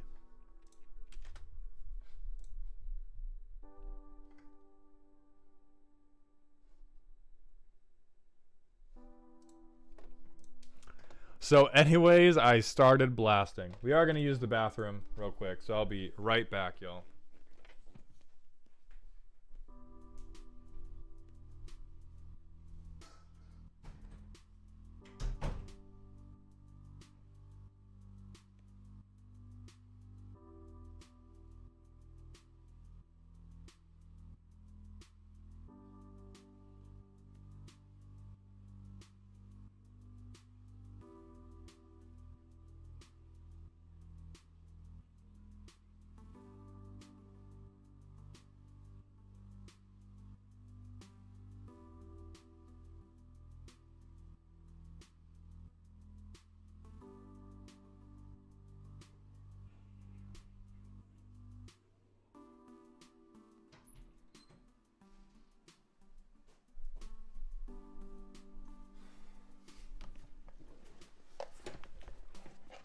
Okay.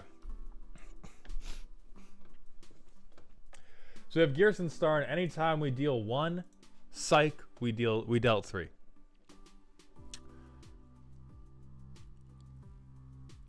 Alright, so we have deal 1 to 1 person. Deal 1 to 1 person, but per spell. Yeah, spellslinger, draw a card. So I will say I have seen so many versions of these effects, and I am amazed that you found the worst one in the world. So electrostatic field, better effect than Cinder Pyromancer. We want multiple versions of this effect. Exalted Flamer. Yeah, that's fine. Firebrand's fine. I think Gale could go pretty hard here. Okay, another bad version of our field effect.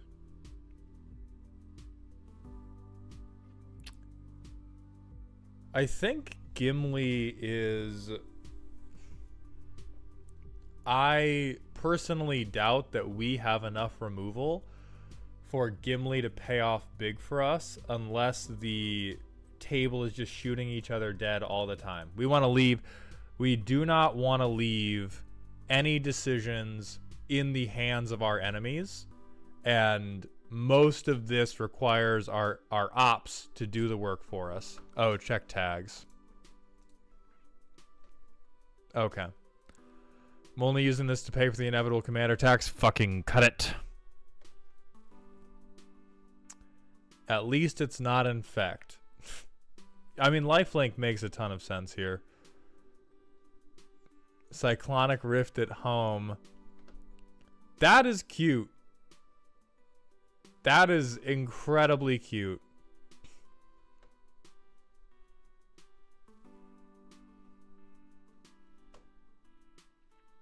Having Consider in is good. Or Curiosity in is good.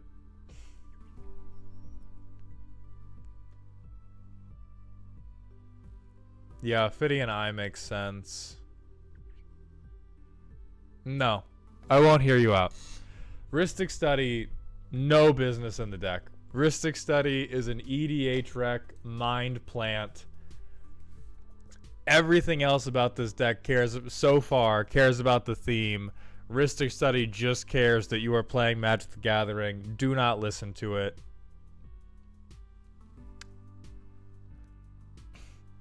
I think Windfall, to a similar extent, like you...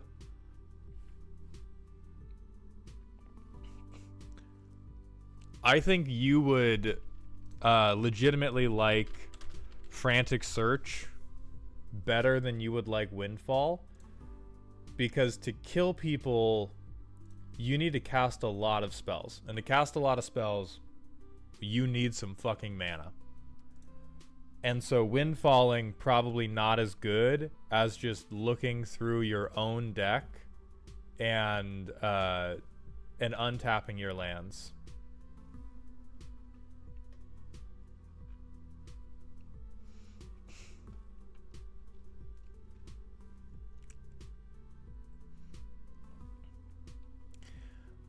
I think all of this stuff, or not all of this stuff. Yeah, Niv Mizzet's is good as hell. O'Hare Ashenil does non-bow, but I will accept it as this is my backup commander. Because it non-bows, but it non-bows to replace 3 damage with 4 damage, which is a trade I will take. Rampaging Ferocidon. If you have life gain players at your table, sure. So all the stuff that says deal 1 damage, like sweep for 1, and you're thinking, oh, it'll sweep for 3, I think is a meme. Unless you have token players. And if you have token players, sure. But unless you have dedicated token players, you are joking yourself if you think this is going to meaningfully solve the game for you.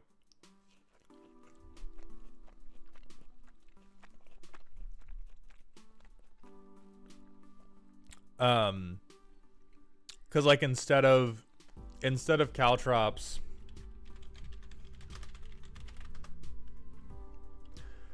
you just want expressive iteration to keep working through your deck. It would counter infinite Godo. Downsided, we're gonna enroll you in therapy.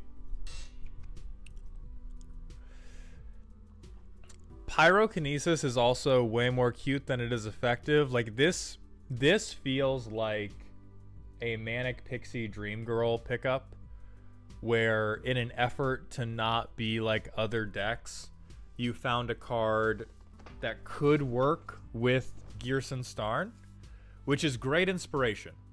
That is the place in your heart you should always start from, but the place you need to end up at is a card that is still ultimately good. And this card is not ultimately good. It is worse than all of your 1 damage sweepers, which is saying a lot. It is saying a whole lot.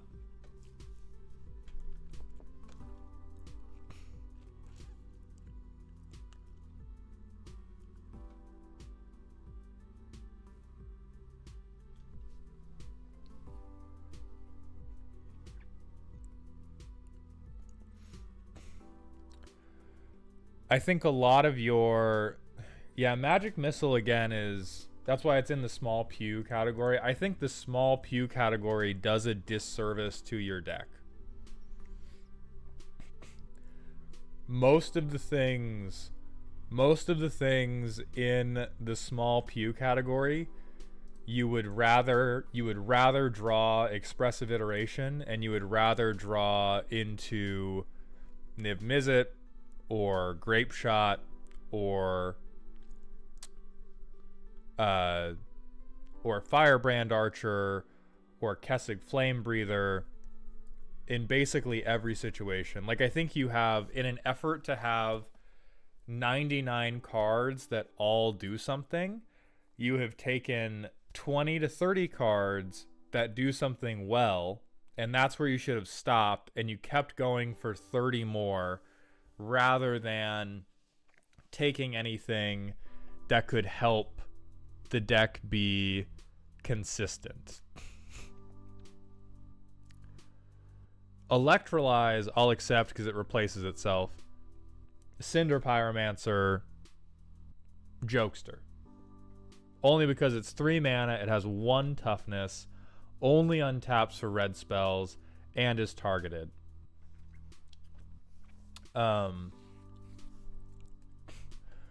I'm going to rebut Arya and say Locust God is actually real as fuck. Because you do want flying 1/1s, and we do want backups, because nobody's going to let you get away with this for long.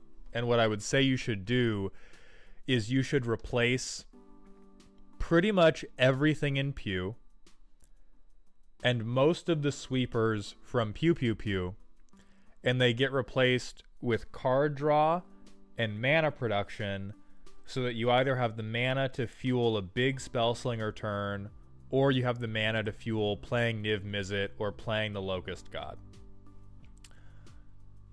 And to that, so here's what you should replace Rhystic Study with. Let's replace Rhystic Study with a generically bonkers card that your deck actually gives a fuck about. Bergie. You want a Spell Sling. You want to cast a lot of things to trigger Electrostatic Field, to trigger Gearson Starn. So play Bergie.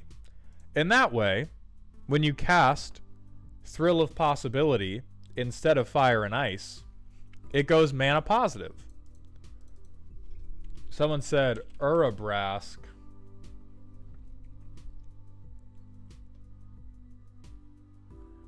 Yeah, you want Urabrask. We're also getting calls for Sawblade Scamp.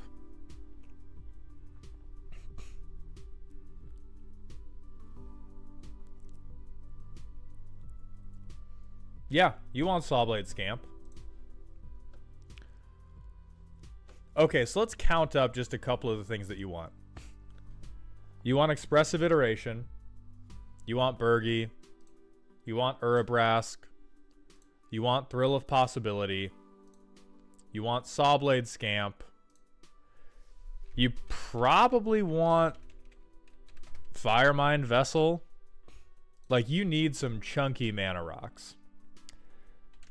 You want all the, like, Signet, Talisman, whatever. Kupaka, I question Reckless Fireweaver. Stormkiln Artist, however,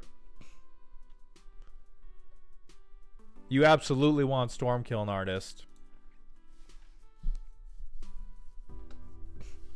And you will probably still have room after that.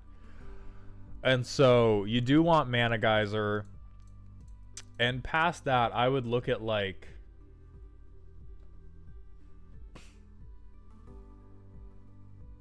Kupaka, it is 3 damage per spell if you have both. If you just have Reckless Fireweaver, it is completely useless. And that is what I am against. That's why I'm with Stormkiln, because if you just have Stormkiln, it does something. If you just have Reckless Fireweaver, it is a 1/3 with a blank text box.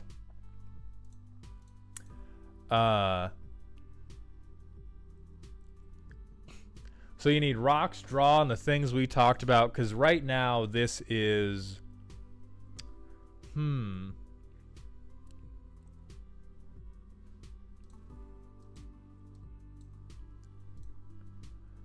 I wonder what this is right now.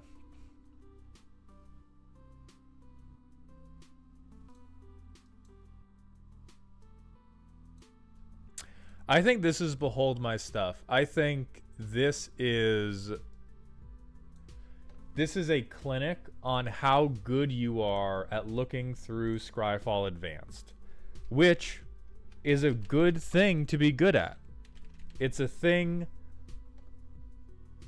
to be proud of, that you're good at research. From the perspective of making the deck effective, you want to take the best half of these cards, cut the rest, and replace that bad half with mana and card draw and card selection, because you're in blue and red. And then it'll feel a lot better, and you can feel just as good about yourself because you picked all of these good cards. But I think half of these cards you could replace with like a playtest sticker that says, look how clever I am, and it costs 2 mana, and when you cast it, your opponent has to tell you how clever you are. And that's a lot of these things. I'll look at Barbed Wire, and then we're moving on.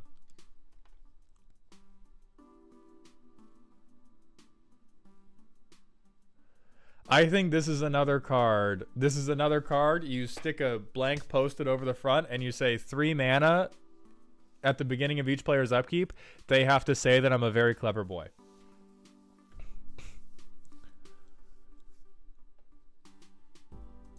It is on the fringe of being playable and clever.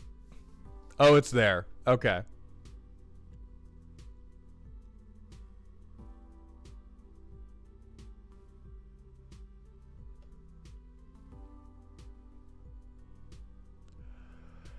Troper, the category changed because one person did a deck that was aggravating and nobody else was in Modern Art for that stream, and so I just called an audible.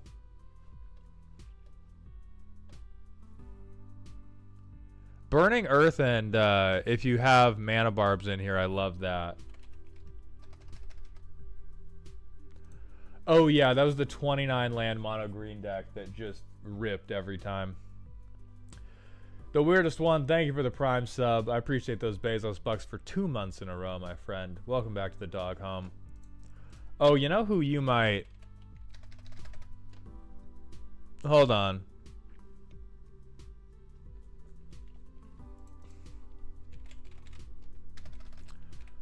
I don't think Brash Taunter is necessary.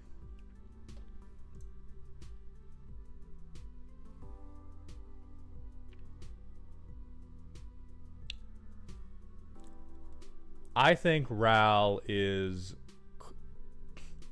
might be a little too cute, but he's quite fucking good. Shadow Walker, they have curiosity.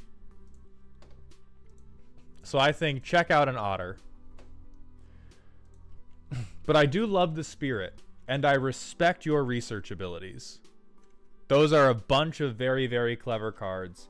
In terms of improving, a lot of the clever cards have to die in favor of getting to the very clever cards that are more effective.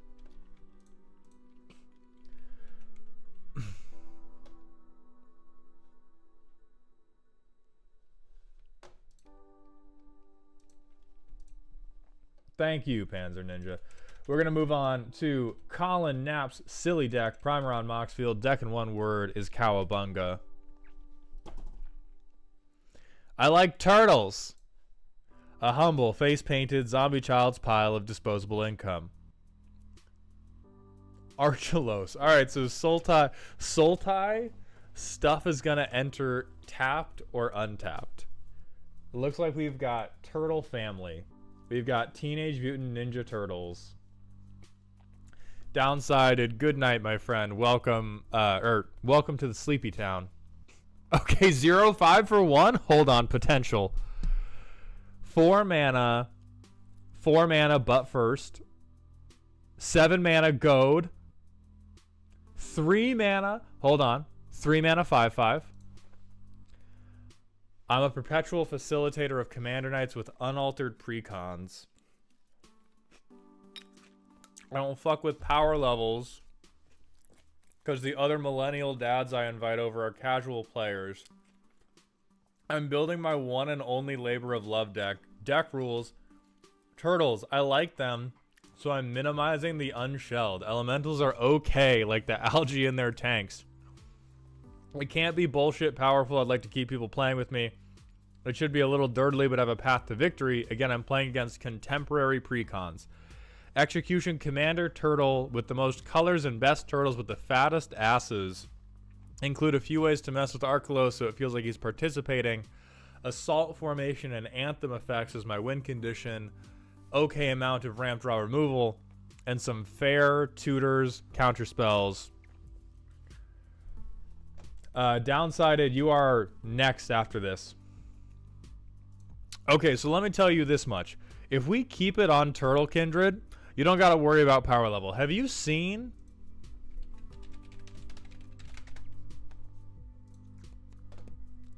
Have you seen what these motherfuckers are doing with Pantlaza? Have you seen what the merfolk are doing? You don't got to worry about being too powerful.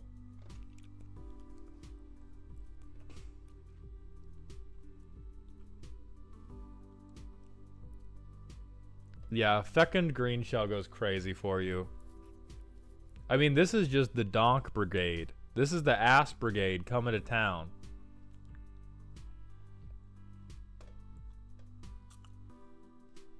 Right, tags.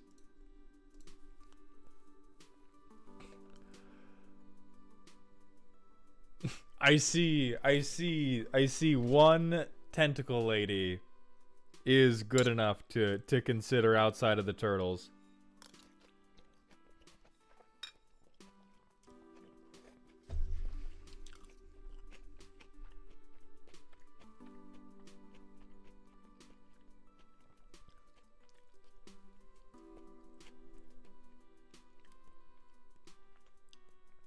So Sultai Charm. Fuck you specifically. I like that the fuck you specifically at this pleasant utopia, at this community of upstanding gentlemen, is discard my 6/5 to bounce your thing. That's how we say fuck you here in the Mr. Rogers neighborhood.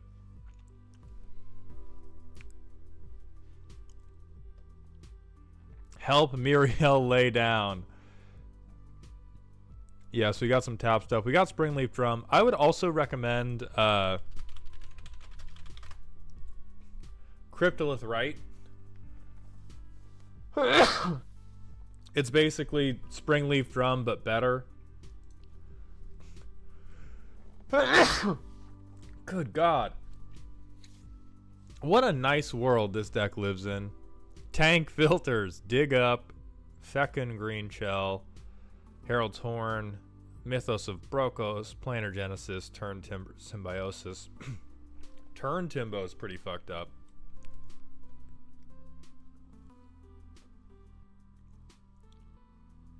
Ooze for ninjafication. Yeah, Door of Destinies will do that to you. Icon of Ancestries will do that to you. Side of the Scale Lord's very hot. Incline. Alright, so our ramp. No. Feel free to touch the turtles. Yeah, Last March of the Ents is pretty messed up.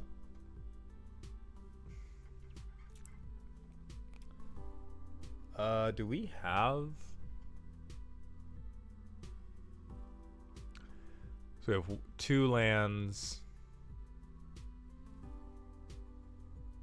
Okay, 3, 4. We got a couple lands. We got a couple lands that can tap for colorless to make this work.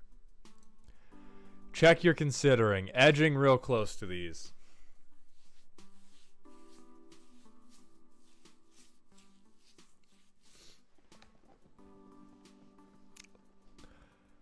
So after three of your cards get killed.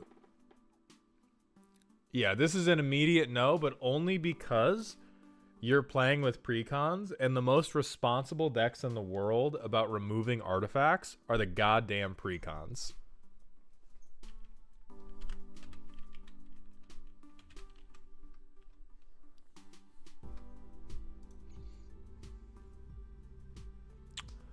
Obelisk of Erd.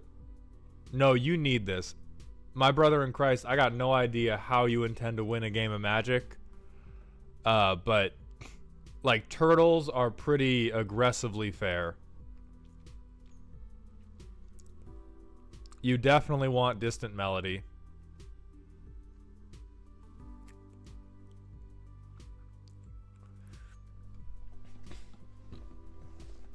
Personally, I think you want Villainous Wealth. It depends on how your table feels about theft, but theft is not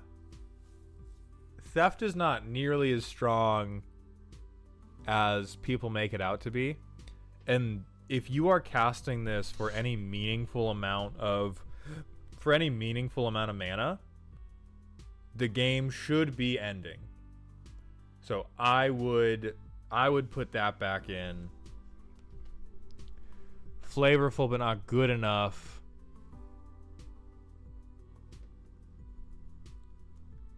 Yeah, kind of true.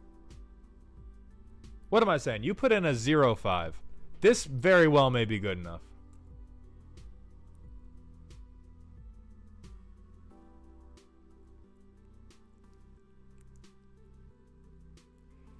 Shield of the Last Kappa, yeah, it's kind of a meme.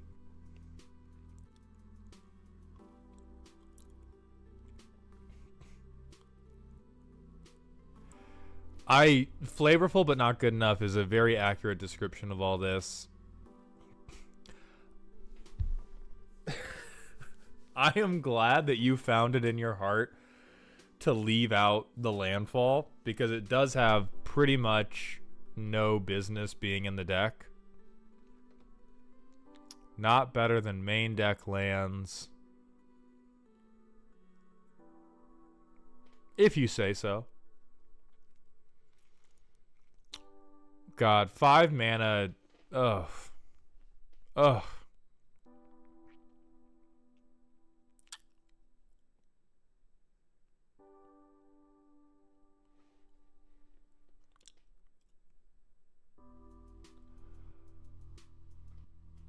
I think Reflections of Lit Jara very well could be better than a main deck card. We're working with Harmonize. We gotta be so for real. We gotta be so for real about what is better and not better than a main deck card. The proverbial there.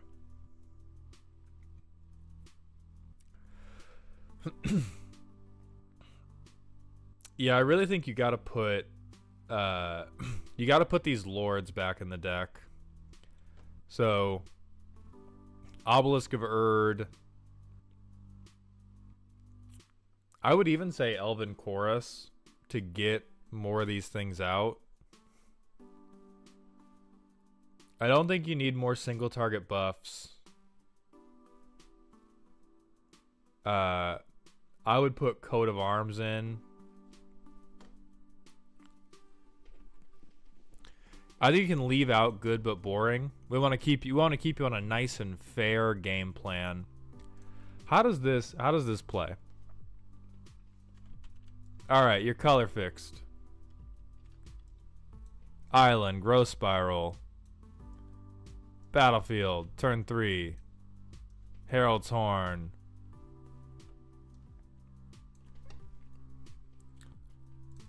We don't shock it in. We play Archetypes. Comes in untapped.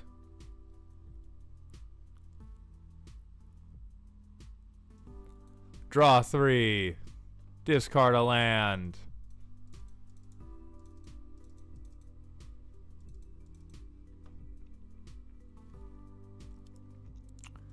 Thriving Turtle.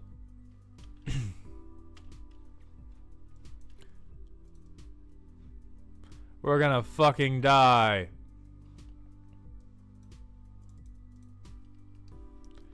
Oh, we discard the hand size.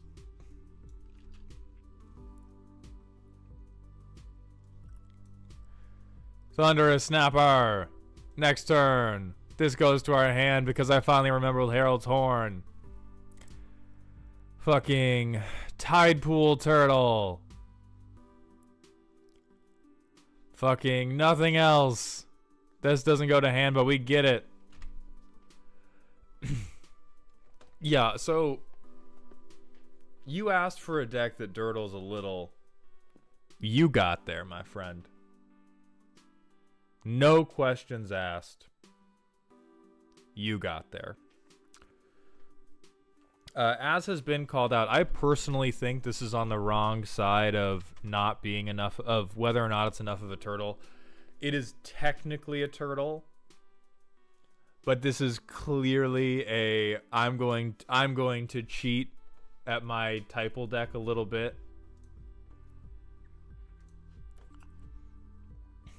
If we want to do Cowabunga, let me sell you on something. Let me sell you on a little something. If we want Teenage Mutant Ninja Turtles, can I sell you on some weapons? Can I sell you on giving the turtles some swords? Because I think you stand to gain more by giving the turtles weaponry than you do by playing a 1-mana 0/5.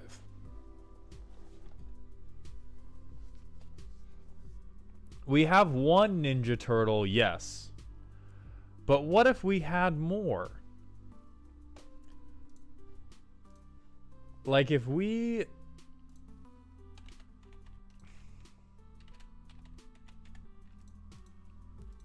You are the one, my friend, who said Cowabunga.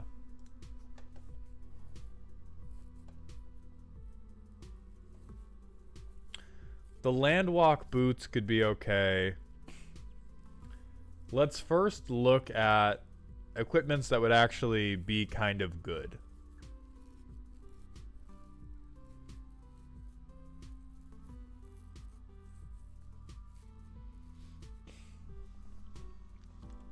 Blackblade Reforged would be kind of good. Bitterthorn would be kind of good because it would hit us with ramp. Giving the turtles flying wouldn't be too bad.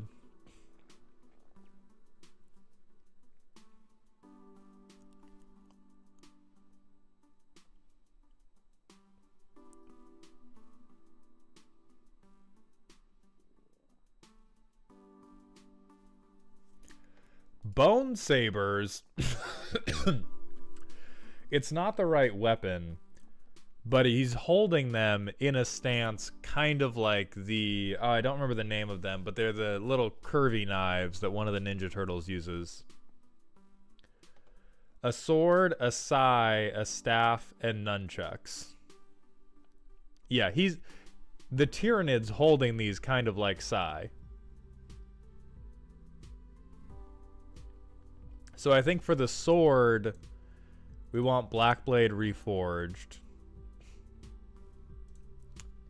For the staff, could I sell you that this is a type of staff? Could I sell you on the notion that this is just a staff with a particularly pronounced hilt?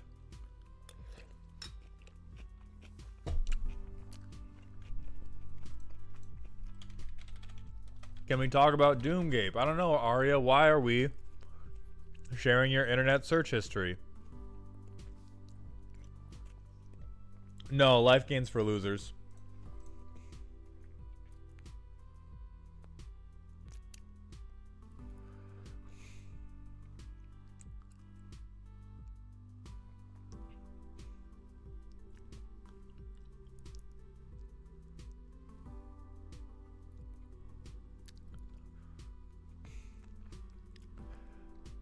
So I would keep looking for nunchucks, and I think, like, so what I would change is you need ways to threaten damage. You need ways to threaten damage. As Arya pointed out, you probably need to ramp a little better. You have a lot of things that are in here pretty much just because they're turtles, and that makes sense because we're in a Ninja Turtles deck. I would lean more into the ninja side than the turtle side. Just a little bit. Just a little bit.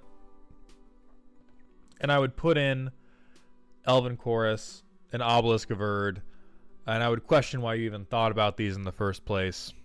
And I would stay strong in the face of the shapeshifters and not let them in to your lovely little creation. A flail is like 3/4 of a nunchuck. Yeah, so I would look up equipment and just try to see what you can justify to yourself as turtle equipment. And that is how I would try to bring it up a little bit so that your turtles can threaten some damage. For now, we're going to move on to the downsided silly and scary deck. Zur can tutel a crucial combo piece, allowing you to thrum out petitioners after setup. So that's not silly. Straight away, opening the primer with Zur will tutor a combo piece to thrum out 1,000,000 petitioners for a mill combo. Tutors and enablers to do this on others' turns. Light stacks to support our plans. Solemnity, undeath lock to stay alive when you get primaried by children that are attached to cards they haven't even looked at yet. Elixir of Immortality to reset, and Lab Man as a self-mill win con, as well as ways to recur him. Needs more counterspells to defend against farewells. Honestly, with what you have described, I think if anybody plays farewell against you, you deserve to just take it. So we are cheating out enchantments. What are we going to cheat out? Stacks piece, mill piece, stacks piece, recursion, persistent petitioners. This is hateful. What the fuck? This is a stacks piece, but just for you, Josh. How dare you? So, you don't need counterspells. Name farewell. You're good. Arena, Unlife, Solemnity. My god.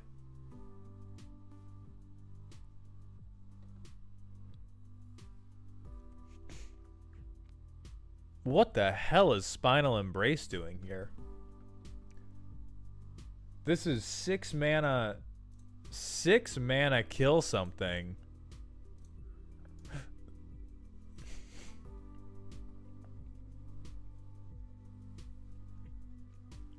Six mana to kill a thing.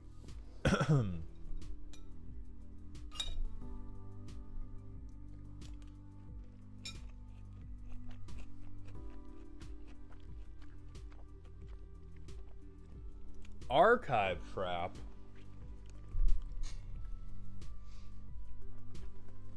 Archive trap is absolutely smoking crack. Well, do we already have maddening cacophony in the deck? No. For the life of me, I cannot think of why we would not rather run maddening cacophony if we're milling. Thank you for coming by the stream, Joe Salsa. Born Upon a Wind, sure, whatever. Some removal. Please don't board wipe me. The card, a tutor. Why the hell are we playing No More Lies but not just hard counterspell?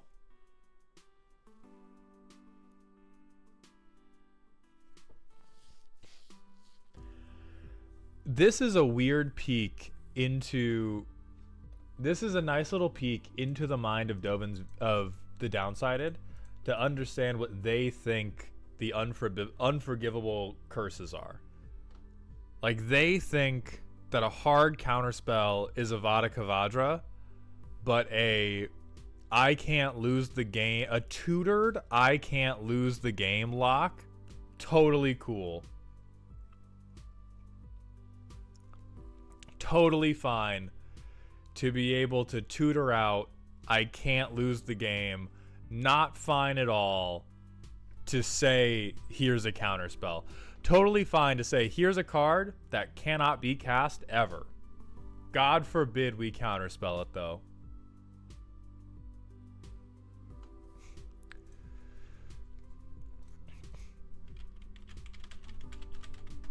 Arya says Greater Oromancy is a no-brainer.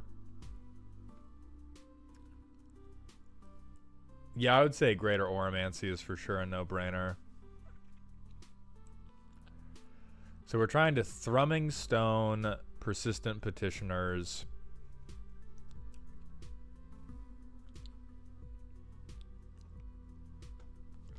We have Fraying Sanity.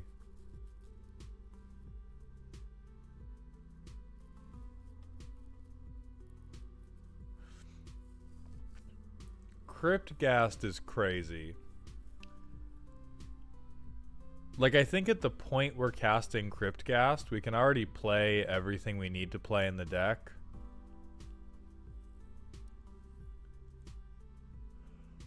Other than maybe our board wipes. Is 20 enough for Thrumming to hit reliably? Let's see.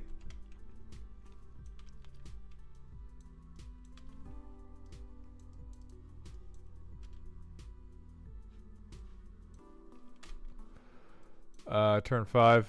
Sure, we hit them. How do I get to... What enchantment will get me to Thrumming Stone?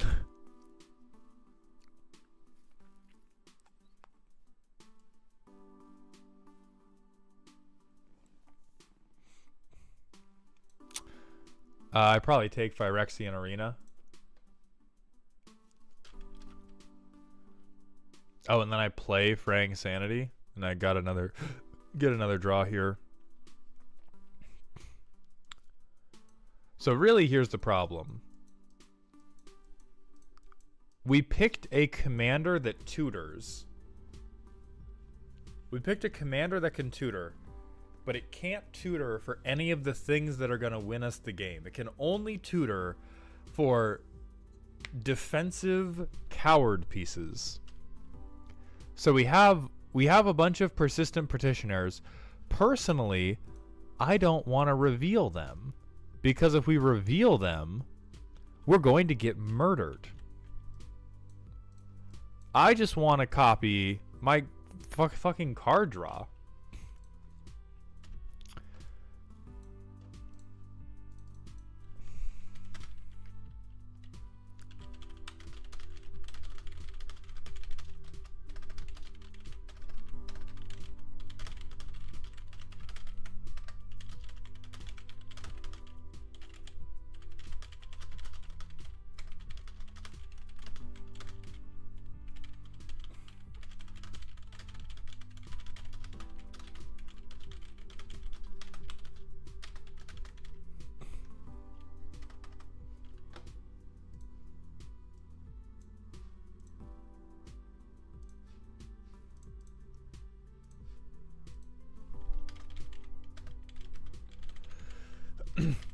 Now, conservatively,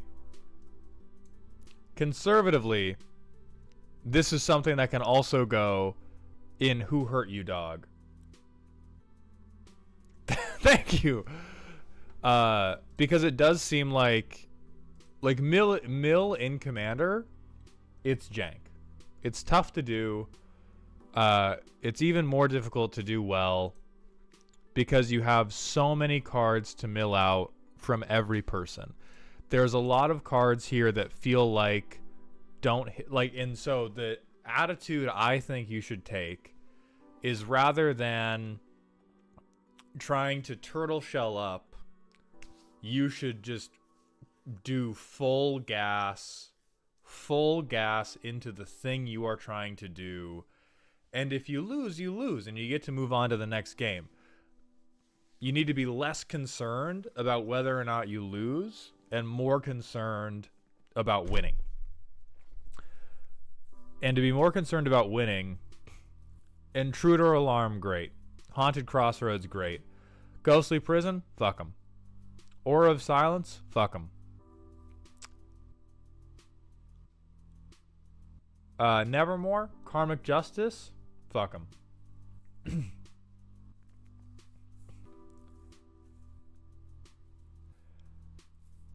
Like, I think Phyrexian Arena... Phyrexian Arena is good because you do need to draw. I would say the biggest change you need to make is... Like, we don't need Tidebinder. If we're worried about stopping one activated ability, we are already absolutely fucked. Like, we want to tutor into Fraying Sanity and then into copying Fraying Sanity, and then into something that will get us to Thrumming Stone and our first persistent petitioner.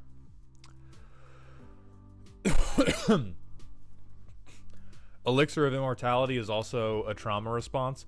If you get milled out, or if all your petitioners end up in your graveyard, hey goat, you lost. That's it, my friend.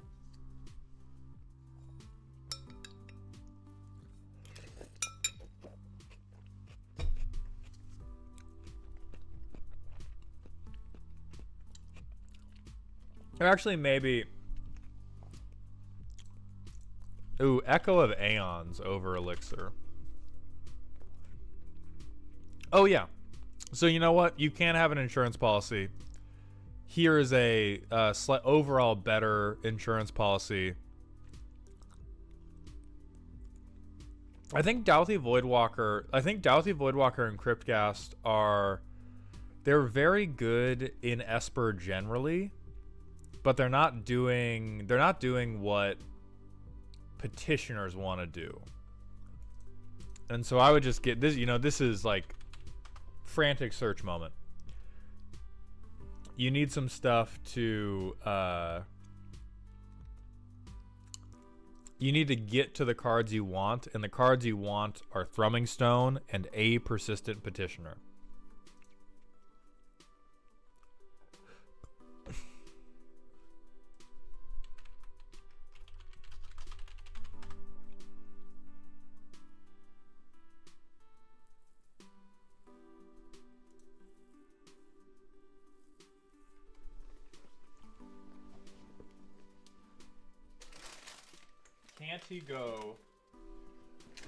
Can't he go straight to Thrumming Stone with the creation of Avacyn? Ooh.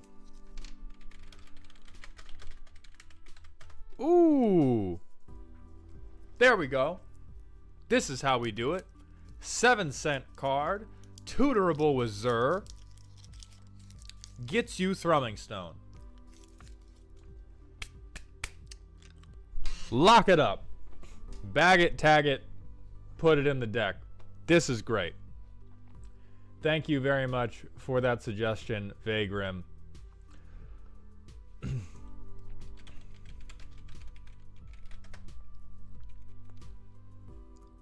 Stashed Skeleton, I would say hard unless we have a sack outlet. if you get an enchantment sack outlet that you think also works good with persistent petitioners, then you can pop this in too. But Creation of Avacyn is very clean, handles it completely. Downside it, good deck. I think we've all had great ideas that get slowed down by our friends being dickholes. Don't let them dull your sparkle. Keep dedicating to it, because one day it'll happen and you will mill everyone out and they will be so fucking mad, dude. They will be so goddamn mad at you, and it will feel so good. And it will, all your suffering will be worth it.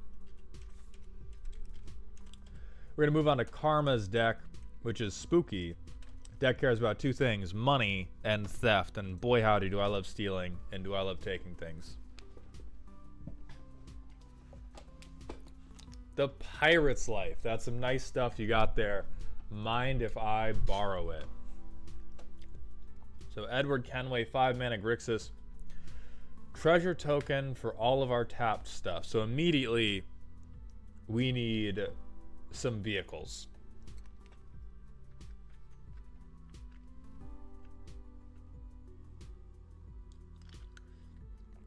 Angrath, Minotaur, Pirate.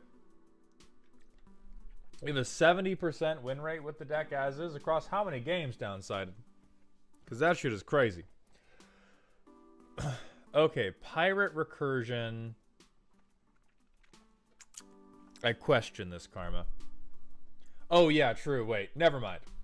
If you have an Unlife Solemnity lock, I disregard that. You can hold people in Purgatory as long as you need to win the game. Alright, we have 28 pirates. I love that. Advantage, advantage, advantage. We have Ragavan, the one deck in the world allowed on theme Ragavan. So everything's a pirate. We have a cantrip. So we have some unblockable stuff. We have some attack stuff. Bident of Thassa.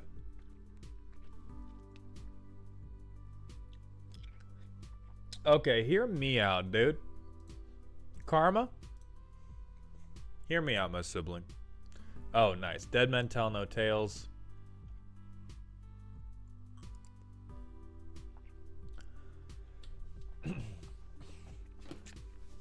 I do question Angrath unless you are hating on a token player.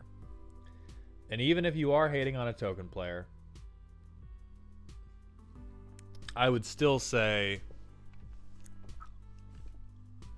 like, why isn't this animate dead or reanimate? Oh, it's, never mind. Angrath's a pirate. I get it. I'm with you. I did not recognize your game. That's my fault. Keep Angrath.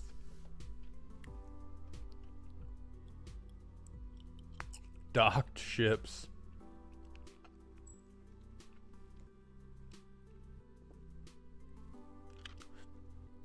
Okay, I like Reaver Titan.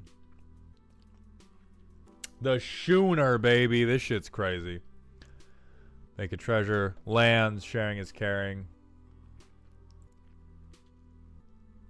Shiny payoff. I think this is a very good pirate win con. I'm with that. Stop hiding, coward. 21. New high. New high for card touching.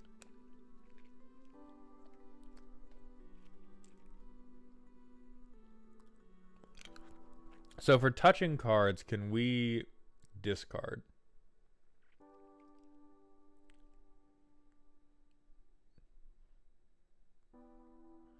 We have a couple ways to. I would... Damn. They got us with the fucking dockside. They got us with the on-brand dockside. Fuck.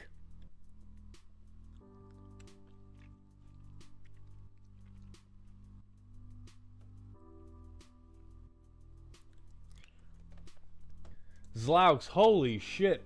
Thank you for gifting 20 community subs I appreciate that generosity very much, my friend. Welcome to Dog Heaven. Let's see how this... Nope. Let's see how this feels. Zlaux, thank you so much, my friend. Okay, so Scalding Tarn. We are pretending our mana's fixed because it's a playtest. And we gotta fetch land.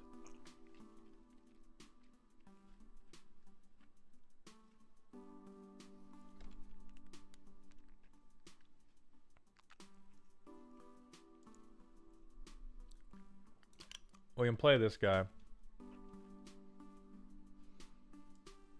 We do need to opt. Move to bottom. Draw that. We don't have a second black pip for that. Let's say we get at least one tapped treasure. Let's say we get two because we revealed one for ourselves. So we play that.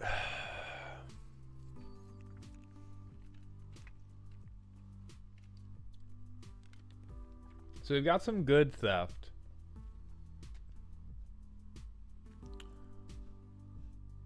We can Kenway with the treasure at this point.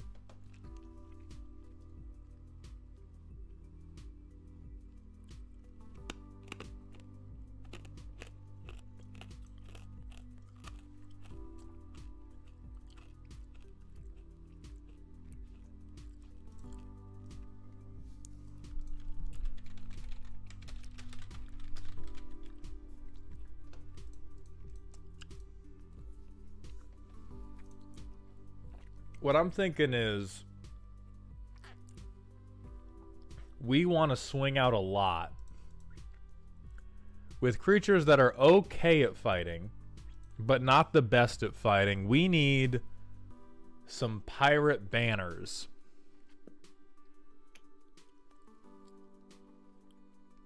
I don't think you would hate this if you could find a way to tell yourself that Akroma was actually a pirate. But you probably cannot.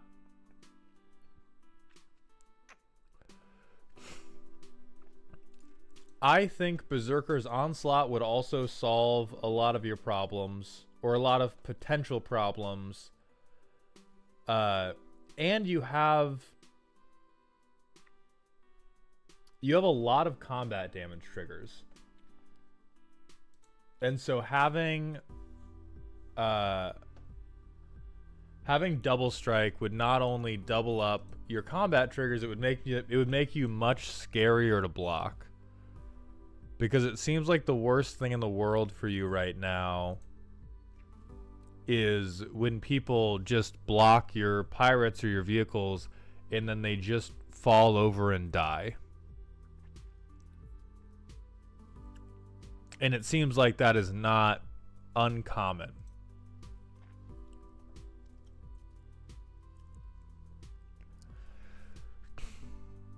You could include the incarnation cards. It depends on how committed you are to this being. Everything has the creature type pirate, or how much you are willing to bend to keep on the theme of pirates and stealing stuff. I think intimidation is playable with pirates. I think you can argue that's a pirate thing. Seeing Cover of Darkness from N. Conran. Oh yeah, this is piratey as heck. This is piratey as all get out. Pirates have fear. Pirates use fear all the time. Is the Vraska pirate planeswalker any good here? Let's find out together.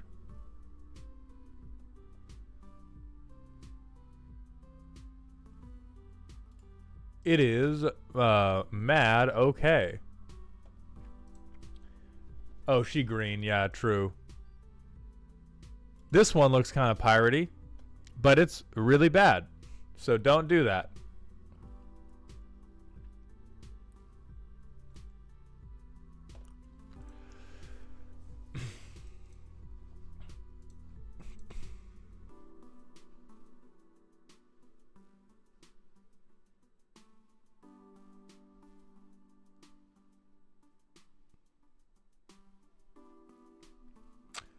You also don't have...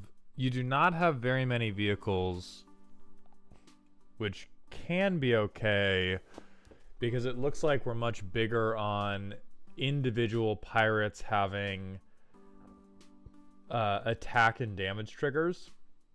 And if we're on generic attack and damage triggers, we need a lot of stuff to try and guarantee that this is going through. And so I think for our non-creatures, TBH, not a big fan of Reliquary Tower, especially in decks where you probably need to fix your mana. But if you draw like truly a million cards, I'll give it to you. It's on theme. Sure, buddy. Sure.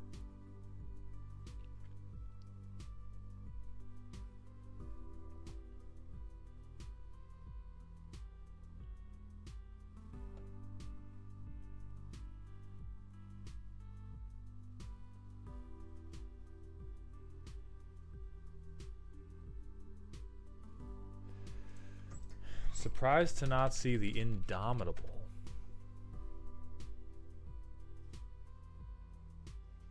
Holy hell. Yeah, where is this thing? We gotta get this shit in the deck immediately. I don't think this deck has a Glenhorn Buccaneer Raspberry Toast, and I honestly don't think it needs one. I think it's a combo for combo's sake. I had it but chose the Is It ship instead. Is there a reason it has to be instead?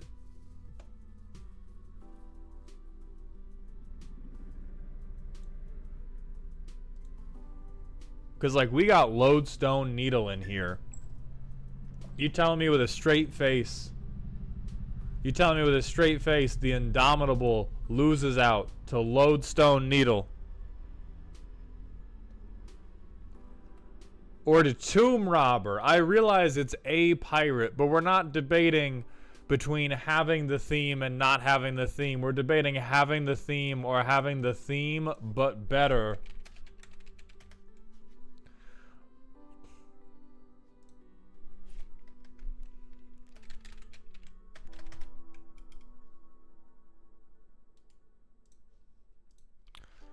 Yeah, you got a jack on these fools. No, you don't. I don't think this card's very good. I would believe you if you didn't put this one in. I do think the I think the Explore, I don't think you have enough Explore for Shadowed Caravel to really feel good. So if you want to do just like ship for ship, I think you can lose Shadowed Caravel for the Indomitable. I think exploring is fine at the cost of mana. Exploring at the cost of losing your own cards is super not fine and very bad for you, and do not do it. And past that, I would say you need to get your money up on these damage triggers. When you connect, you need to do more to make sure that you are connecting safely. And you need to make sure that when you get through, it is meaningful damage. Rogues are almost like pirates, so think about this one. So I would say belligerent, intimidation, and... Oh, what was the other... The thing that gave fear. Oh, the Indomitable... Where is the thing that gave fear? Cover of Darkness. I would get Cover of Darkness as well, because we need our pirates to not fucking die. I would also say that one of these should be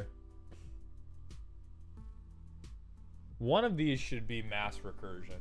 If you're just throwing bodies at them, over and over and over, I would recommend at least one instance of like, hey, look, it's the first Pirates of the Caribbean movie. Wowza. Look at that. I've done a shot-for-shot remake of Curse of the Black Pearl. I like your commitment to the theme. I don't think you broke the theme at any point. It frustrates me to no end that you've got the on-theme Dockside and on-theme Ragavan.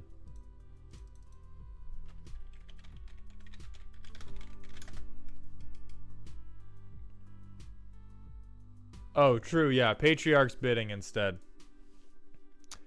And overall, I think we can tweak the theme to be a little bit better, because we barely care about the N-word Kenway trigger. We really care about, hey, can my pirates not fucking die because I swung them? Please, God. Please, Jesus, God. Nah, Reaver Titan's a boat, dude. Reaver Titan doesn't break theme. We're going to move on.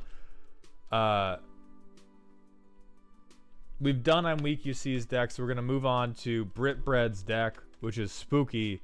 Sack lands, ramp hard, grow your plant army.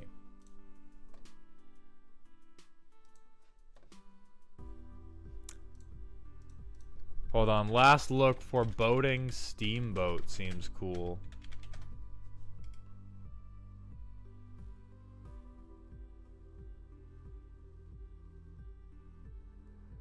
No, because this fucks us too. This fucks us as well. Restorative Burn, Pylath's Ode to Wildfire Ecology. So, I have a Pylath deck. I have a Pylath deck on Arena. It is one of the worst things that exists in this world. So I expect this to be heinous. And I'm going to go give my girlfriend a kiss on the mouth. So I'll be right back.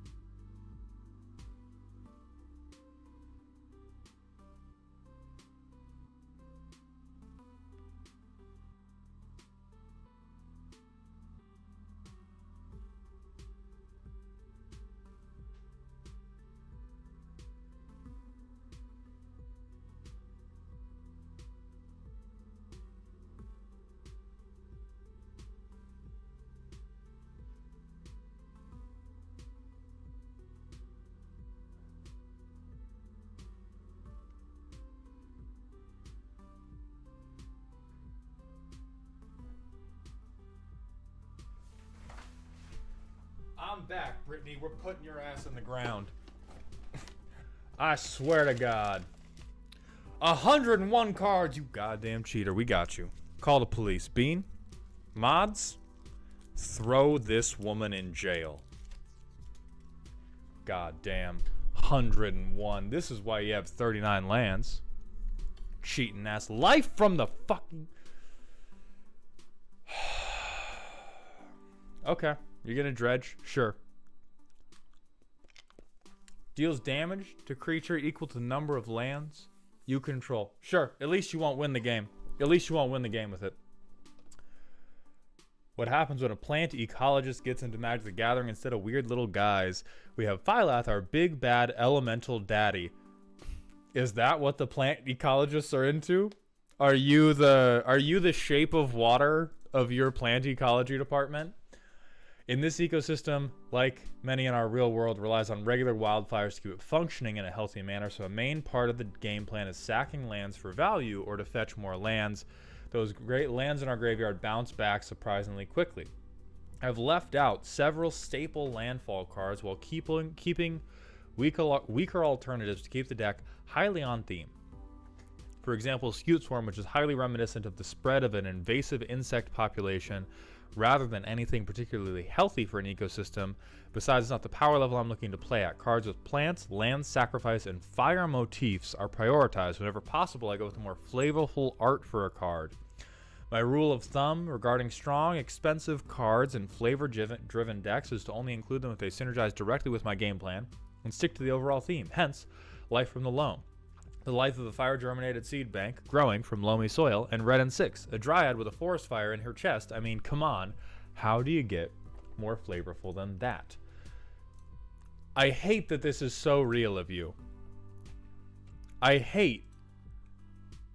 There is so much disdain in my heart for the fact that the green players keep bringing me real shit. It's the green players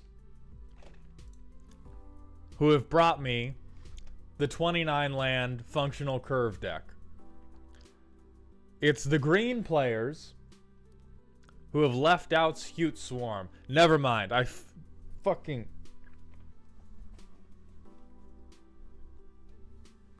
Ah!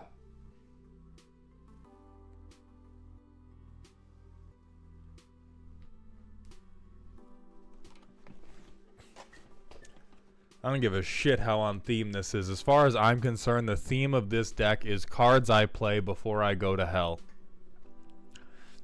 Alright, burn it down. Sure. Crop rotation, sure. Alright, land sack. Okay, I see what you're into. Yeah, alright, it's about the theme. Yeah, alright. The shirtless orc lumberjack. It's about your theme. I got you.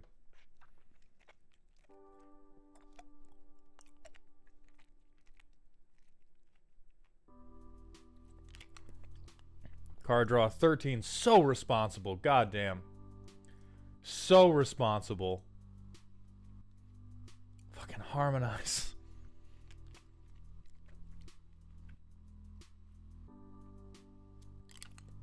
Magmatic Insight is real of you. I hate you for Shamanic Revelation, but it is real of you. Sprouting Goblin is so fucking good, yeah.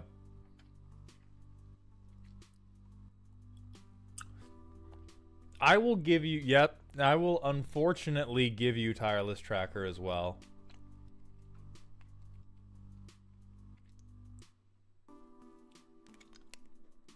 Alright, Plant Life. So here's the true busted bullshit. As soon as when I was reading the flavor section, I was like, this is just a bunch of dog shit to justify when the Avenger of Zendikar comes down, and I knew I was right. I knew as soon as you were like, I focus on plants, I was like, I'm gonna get fucking Avenger of Zendikar, aren't I? I forgot about Cultivator Colossus.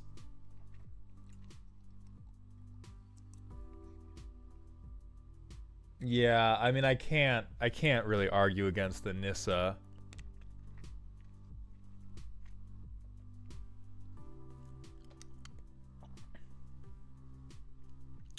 Am I gonna give today's first national treasure to a fucking Gruul deck?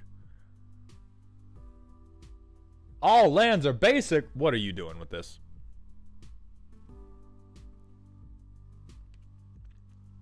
Uh-huh.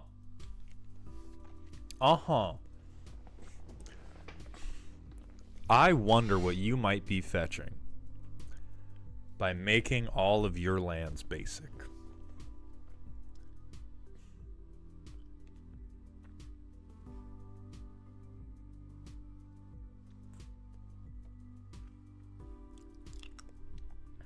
Oh, true. See, when I play this guy, I just fill my library with basics like a good boy. Yeah, let's fucking exploration. Then Rootbound Crag. Holy shit.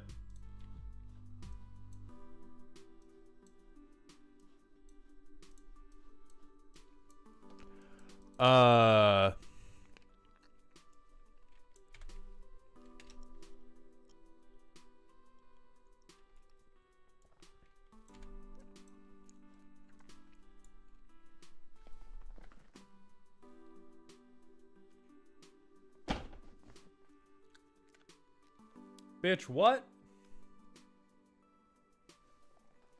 You got lucky. Fuck that. You got lucky. I don't believe you. No shot, no way. No shot, no way, no how.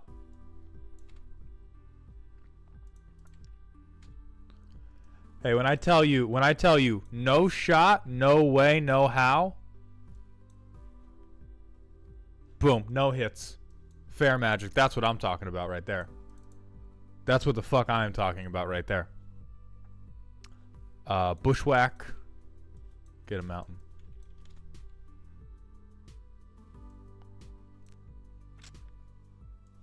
Crucible.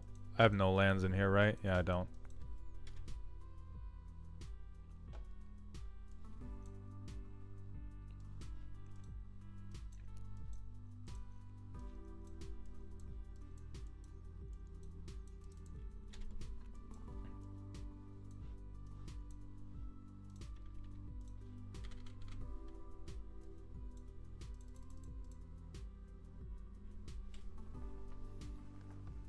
Huh.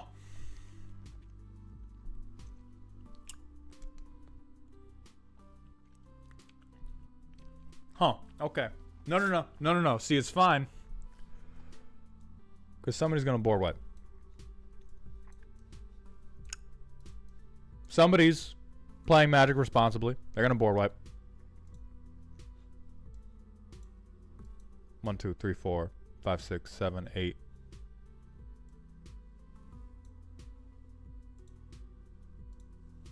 One, two, three, four.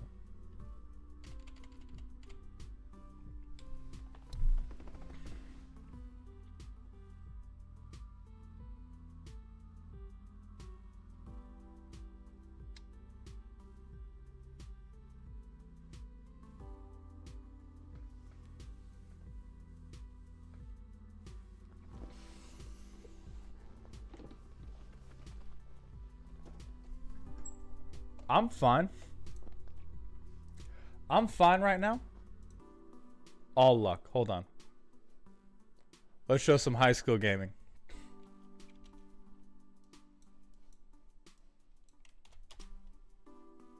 That's what I'm saying. The deck clearly doesn't work. There we go. The deck. There we go. See, all you have to do is mulligan until you only...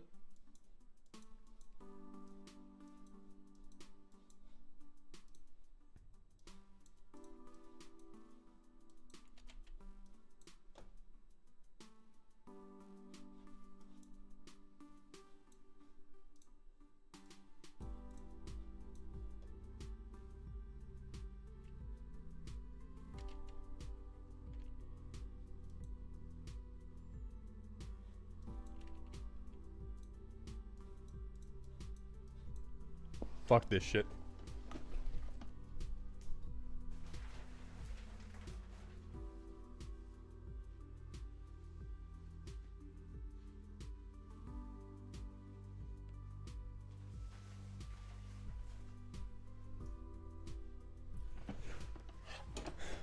Why? I swear to God, Moxfield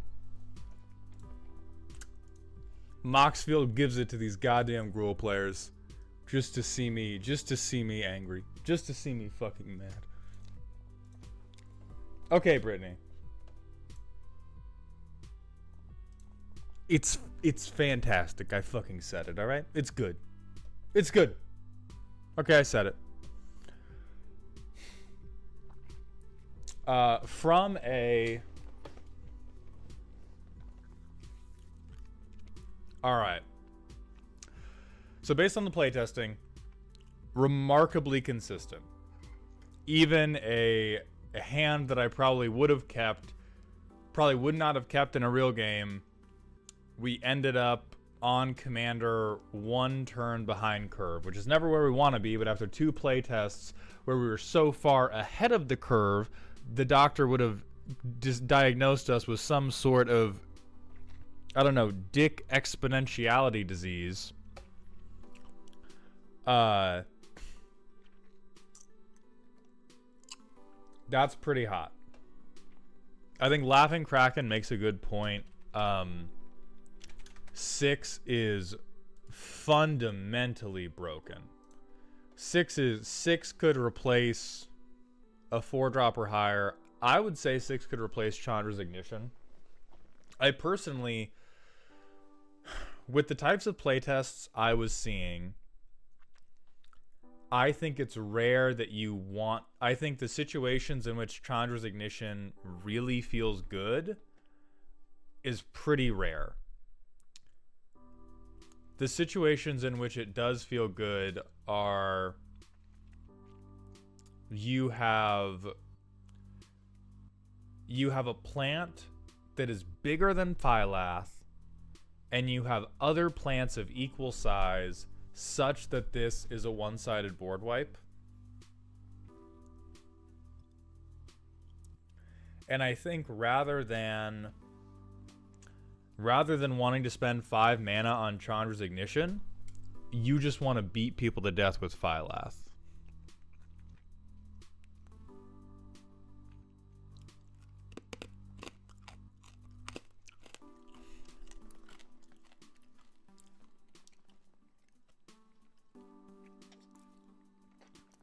Okay. If you're saying it just kills because you get up to 20 damage. Counterpoint. If you have a 20 damage, if you have a 20/21 plant, just kill them with that.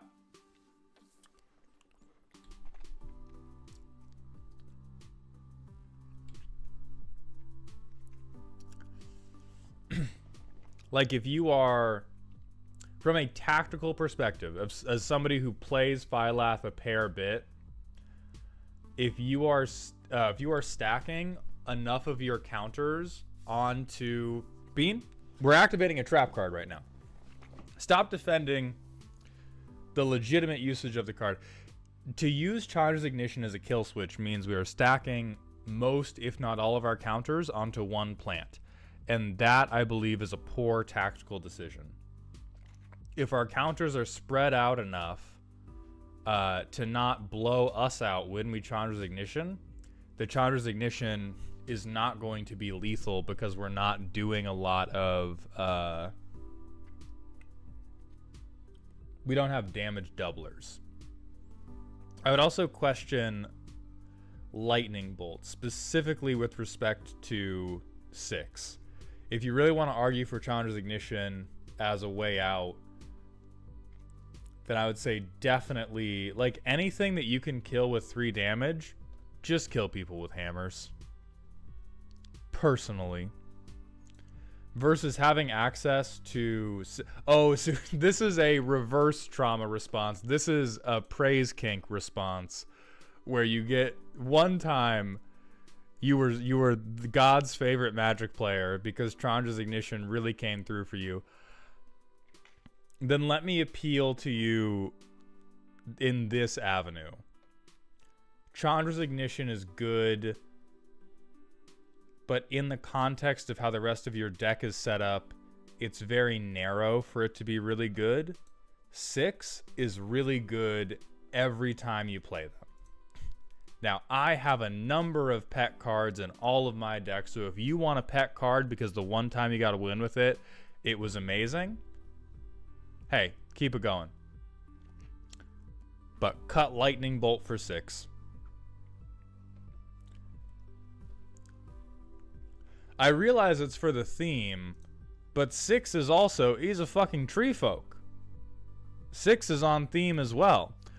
Like, because the whole deck is so successfully on theme, any additions we make, like any trades we make, is going to cut the thematic usage of something, but hopefully for something else that is also on theme, but better. And 6 is just so much better than so much stuff.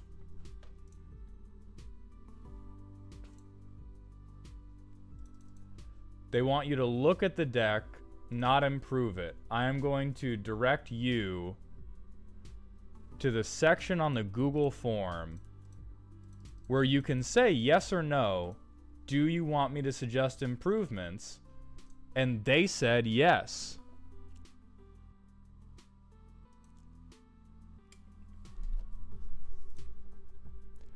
There are plenty of people who do specifically say, I don't want anything for this. I just want you to look at it and remark upon it. And I do my best to honor that. And there's also plenty of people who say, I don't want you to be mean about it. I just want you to help me with it. And I try to respect that as much as possible. The default, and what seems to have been suggested here, is remark upon it and help me make it a little bit better. And I'm executing that to the best of my ability. If at any point a person ever takes issue with the way I'm going about it, I can adapt. But it does seem, and as I've said, Britt, I'm mad about how good this is. Let's just immediately... This deck is hot. I admire not only your restraint in leaving out things like Skewed Swarm, I admire how you hit a number of sectors about your different themes, and I'm just trying to figure out how can we get more fucked up. And I think as we've already stated, and you've already pointed out as well, 6 is crazy. It's hard to do a lot better than 6. Now, Storm the Seed Core.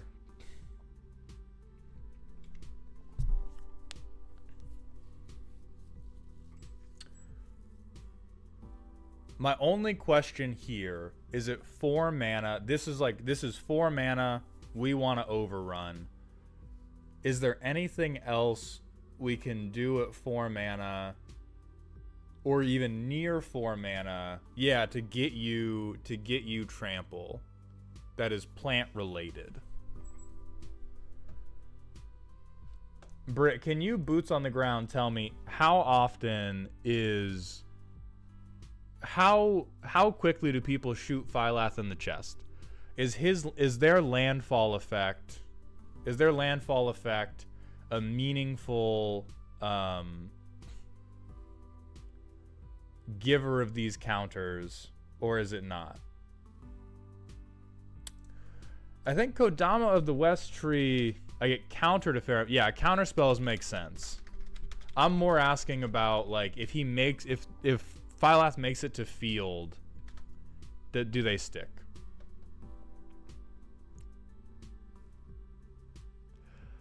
I think Triumph of the Hordes is too far off theme. I also question Kodama only because Britt, please correct me if I'm wrong. It feels like the theme is a quote unquote natural ecosystem, relatively.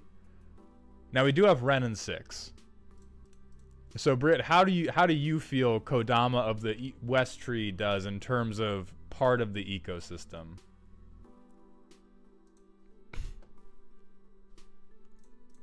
Functionally looking at them for a trampler giver.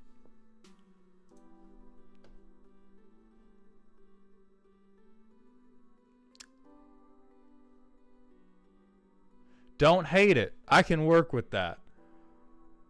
Because I'm definitely with you. I'm definitely with you on getting tramples hard.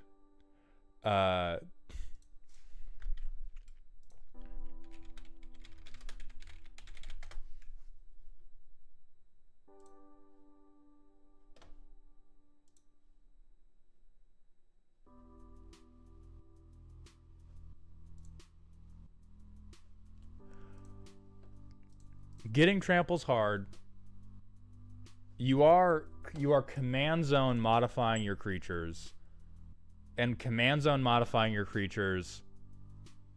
Maybe this man is just planting trees. Brother is just walking through the woods, praying to Mother Nature, planting some trees.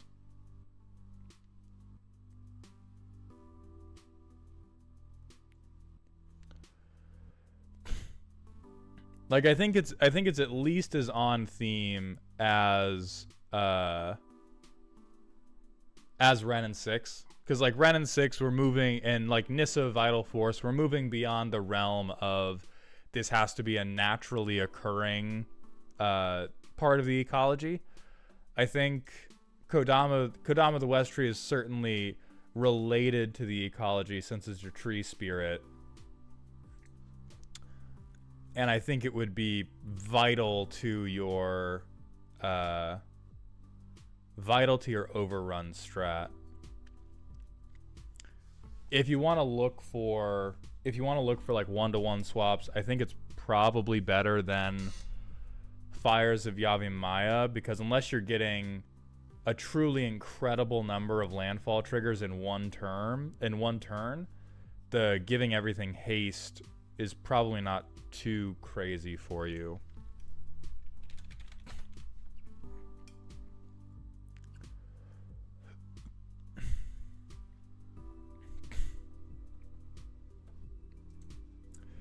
Eudora would also be interesting. I'm questioning what you cut at 5 mana.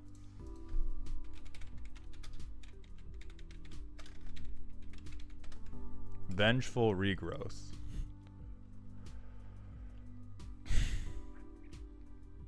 Oh.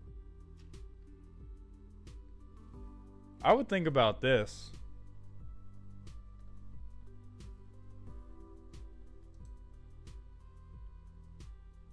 You're sacking lands for value. We're bringing them back. Conk2000, thank you for the Twitch follow. Welcome to the Doghouse.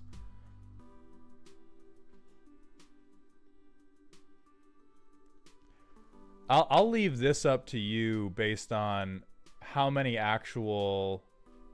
Try to avoid the cacti. The arms weird me out.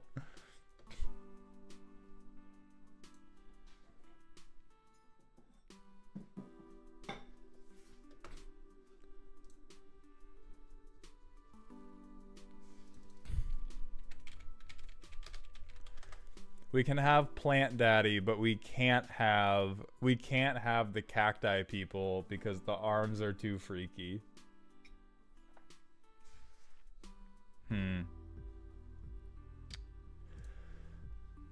I think Pathbreaker Ibex would be kind of on the stretch side. Everything else in here is like the card itself cares about the land. And this one has some land in the art. Or actually, we have Blasphemous Act. I think if we justify Blasphemous Act, we can justify this. What's Rumbleweed?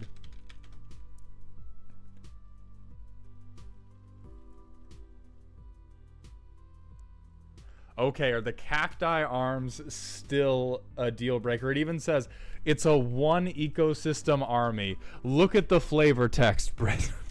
Think about the flavor text. Oh, look at considering. Perfect. Bristly Bill is in the deck. Okay, for card draw, Rites of Flourishing. TBH, I don't think you would be mad at Rites of Flourishing. I know it's like technically group hug. I think you benefit the most from it.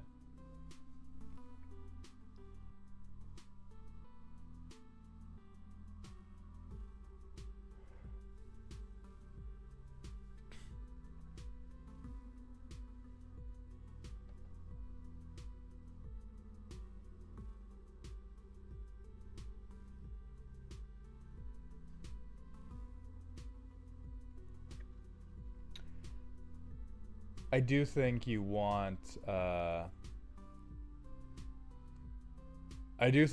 Rumbleweed. TBH.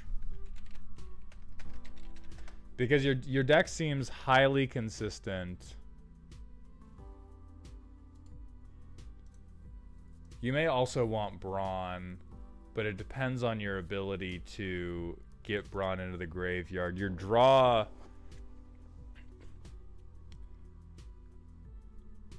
You're definitely good at getting cards. I'm not convinced you're good at getting creatures that you want into your graveyard. But I would say consider this because it's happening in an ecosystem. Move this back from considering into the deck. Probably in favor of Storm the Seed Core. Fires of Yavimaya probably goes for Kodama.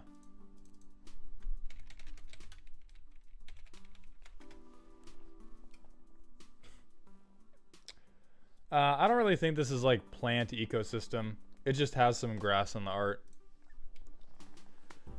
But overall, Britt, I love you and I hate you. I think this is a very reliable deck that if it struggles anywhere, struggles at making sure it can murder people. And so in service of connecting hammers with knees, I would look for anywhere you can justify, or anywhere you can bear cutting something for an overrun effect. And with that, we're going to move on to Kala's deck, which is spooky. If the tale is going to break into song every time you cast your commander, might as well lean in, right? We've got a themed Gruul beatdown deck aimed to make mana, throw artifacts, and repeat combat until you come to hate the word encore. No fast rocks or tutors here, just good, clean fun. The deck in one word is Beat Saber. Roxanne and the Mothers. Primer explains the tags better. Let me get the tags out. Lovely ladies, so the best synergies: groupies, utility, concert crew, ramp, security, interaction, all night long, card draw, showstoppers, win the game.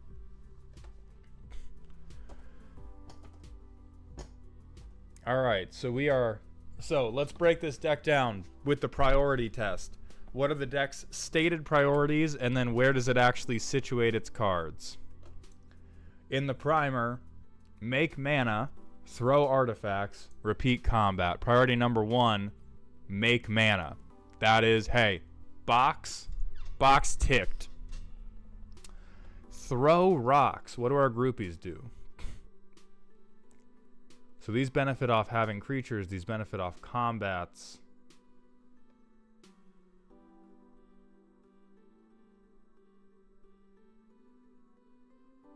Okay, here's our first way to throw a rock.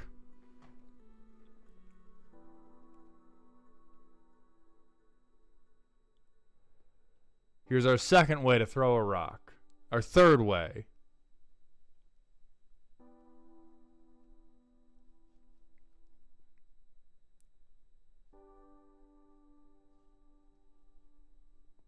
So we have 3 ways to throw rocks. So I'm going to say that throw artifacts was in fact a lie. But that is okay, because we have Raga Draga, the Appa Stappa.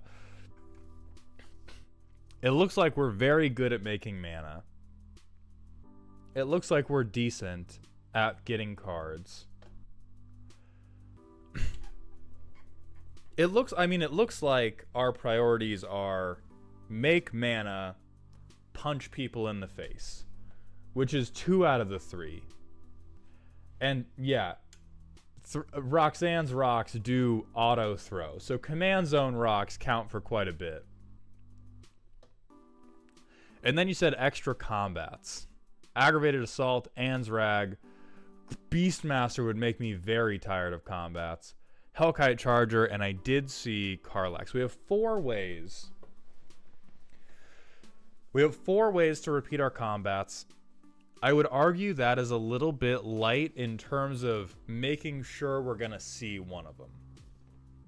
You definitely have them, but it is just light on, I want to be confident that I'm going to see one of these in the game. So we reveal a mountain, we 3 visits. Sure, we're going to pretend that was fetchable.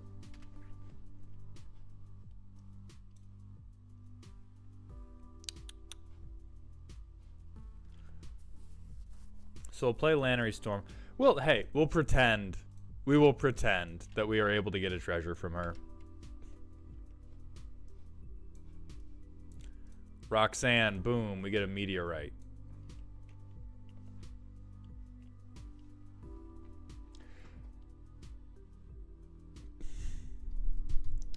So yes, Cal, I guess the pretending is more that we would keep the 2/2 that we swung on turn 3.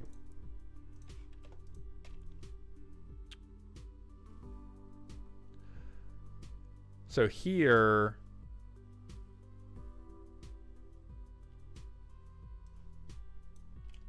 so what we saw about the lack of rock throwing does make me question Crime Novelist. I'm going to play this playtest a little longer than normal to see. I'm honestly going to cycle that. I don't think we need it. So we get a treasure token for a crime. Our only crime is to Roxanne. So we get a meteorite. 2 treasures. We'll say Lannery goes as well. So we have Magda and we have Lannery making us treasures.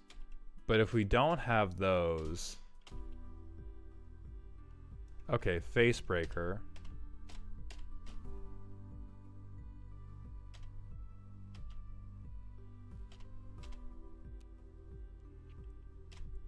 Okay. We'll run it from the top. I'll give the little smut typer one more chance.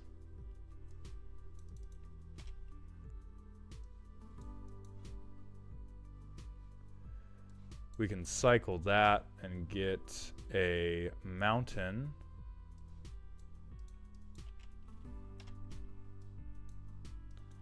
Collector's Vault.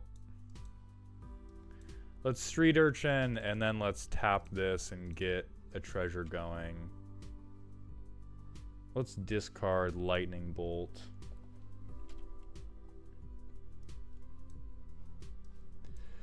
Hamburger, I agree that crime novelist payoff is good enough to pay off with treasure. What I'm trying to check is, do we make treasures reliably enough to be triggering him? Because if the average game we draw a crime novelist but don't draw a treasure generator, or draw a treasure generator but don't draw a crime novelist, then we're just a little bit sad.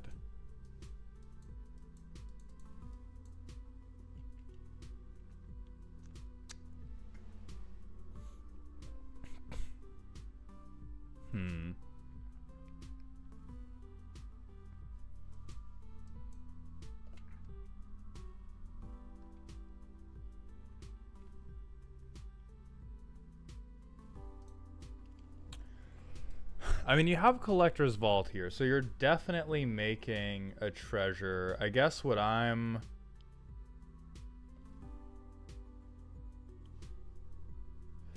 thinking of is, here we are, it's turn 7. The mono green player is getting ready to Crater Hoof us. The blue player is getting ready to draw their entire deck and play Thassa's Oracle, or at least play Ancient Silver Dragon. And we have a 4/3.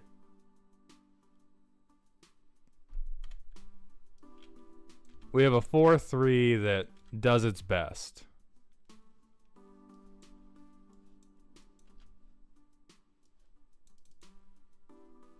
We can't enchant a forest because we don't have any forests yet.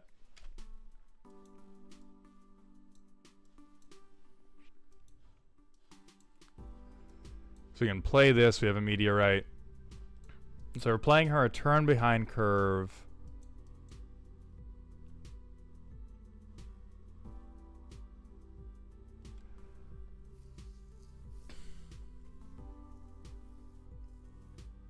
I can see that we want to ramp a lot. I believe you when we say we want to ramp a lot. I don't know that fanning the flames... No, with buyback. With buyback, that's actually perfect. I take that back immediately.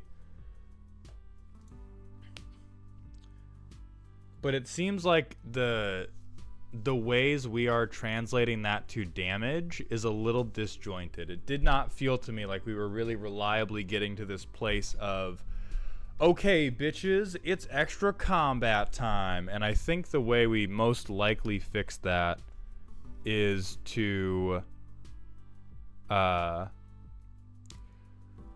just add some of the baseline card selection. I think Elvish Spirit Guide, you're working way too hard. Hey, you can't need 1 green mana this bad. You can't need 1 green mana this bad. This needs to be a thrill of possibility yesterday. Same goes for Simian Spirit Guide. Like, I think however explosive you think the turn is going to be, We ain't working with this. This is not where we're at. You're up here. You got to come down here. You got to come down here. And then you got to Rite of Flame. Yeah, like I think you want... Shadow Walker makes a great point.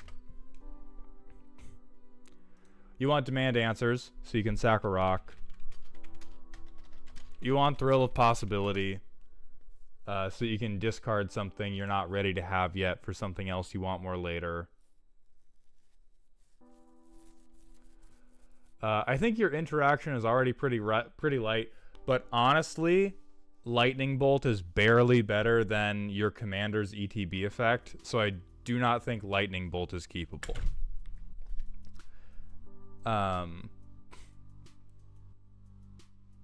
Same goes for Goblin Crater Maker. Oh no, at least this can hit an artifact. So you can keep an artifact. But I think your rock throwing does not exist in the way you thought it existed.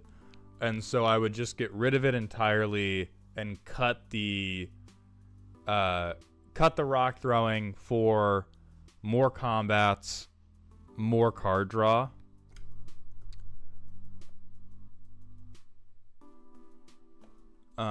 Yeah, turning this into 4 is fine. I do think we saw treasures in both of the playtests we do, so Crime Novelist is fine in my mind. I really like Hajar for just flat out winning the game with Ansrag, as long as he's blocked.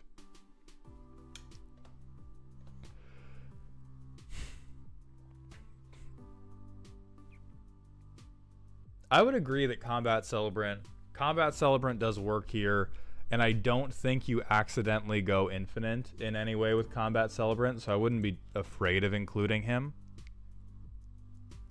Overall, this is good vibes. This is good vibes. But what's missing is we tried to do 3 things. Make mana, throw rocks, repeat combat. I think if you tighten it up to 2, it'll do both of them better. Whereas right now we have 3 things that all kind of happen. 3 things that all kind of happen instead of 2 things that definitely happen and happen with a great degree of showmanship and spectacle.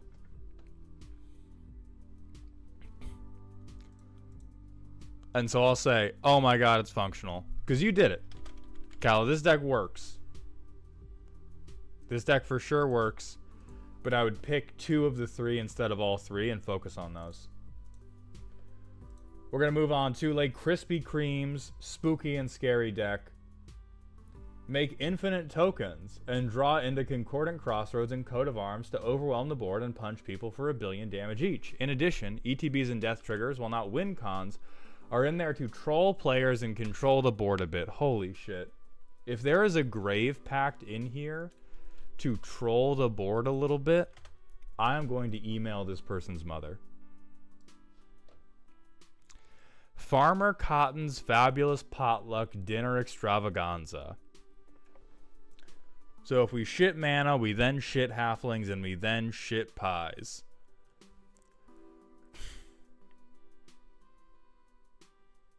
Alright, so we have all of the normal token cheater spells. They don't have Grave Pact because it's Selesnya. Almond, this is you. I'm gonna fix you, brother, or sister, or sibling. I'm gonna fix you.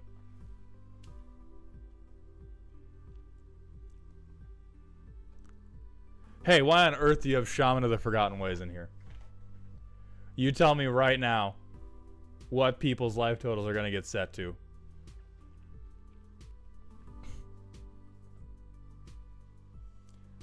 Or a mutation, fine.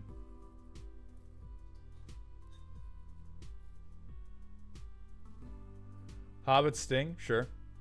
Little hot. Little hot. Oh god, Rite of Harmony is fucked up.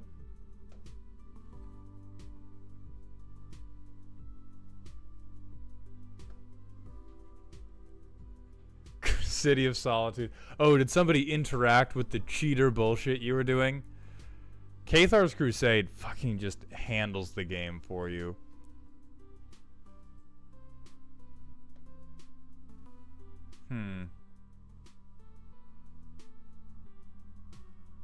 Ashnod's Altar.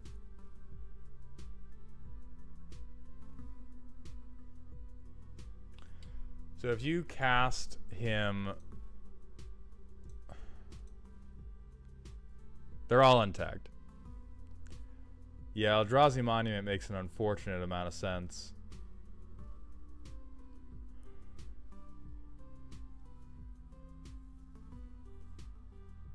So if we cast Farmer Cotton for 1, got 2 creatures, we could make 4 mana, which does not go infinite. Thank God. If we cast him for 2, we'd make 3, which would make 6, which if we could do it for colored, we could spend it for 2 more. Okay, so it does not create more than it uses. Skull Clamp is fucked up. Why is Millennium Calendar in here? Just if you untap like a million things?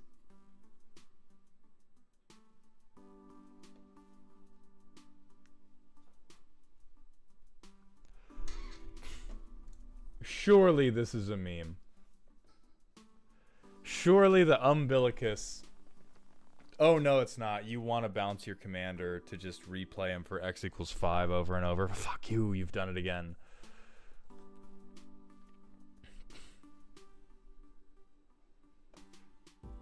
Okay. Weatherlight, I think I understand in the sense of board wipe insurance. Okay, so we're tutoring.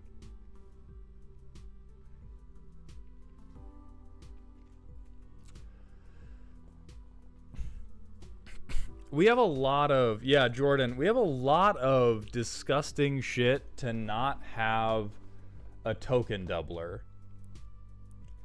And so Almond, can you let me know if that is, if that's like your personal line or what? Because we have Gaia's Cradle. And we have 1 token doubler. But we're missing all of the other token doublers.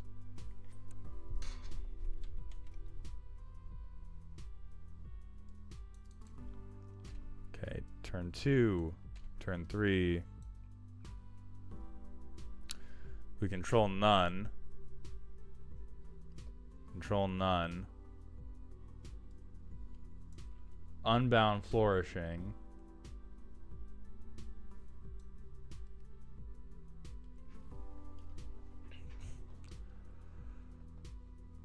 So we get to double X, and we don't really have... Oh no, we can play this. So Vesuva as Temple Garden. So we farm our cotton, spend 6, X equals 4, X actually equals 8. Sure, it's Saprolings.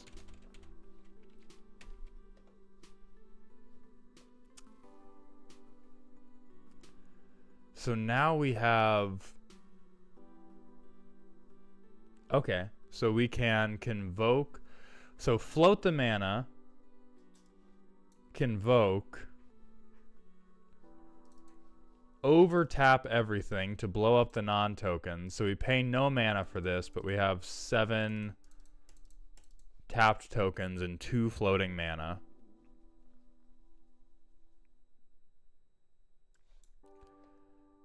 For 3, we get 7 tapped basics.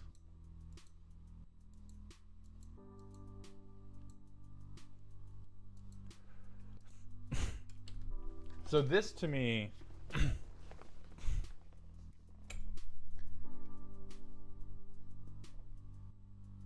I mean, that's fucked up.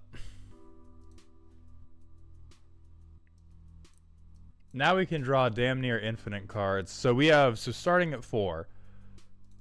2, 3, 4, 2, 4, 6, 8, 10, 12, 14, 16, 18. So we make 18 more of these.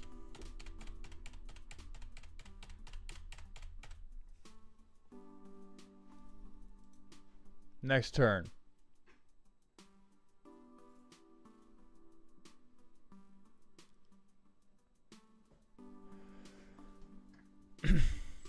Skull Clamp. Let's start Skull Clamping. Cathar's Crusade is here.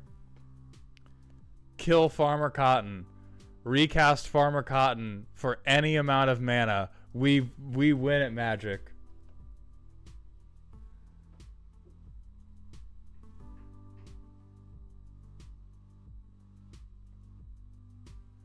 Take an extra turn if an opponent played a blue spell. What type of bullshit, Almond? Who gave you this? Who told you about this?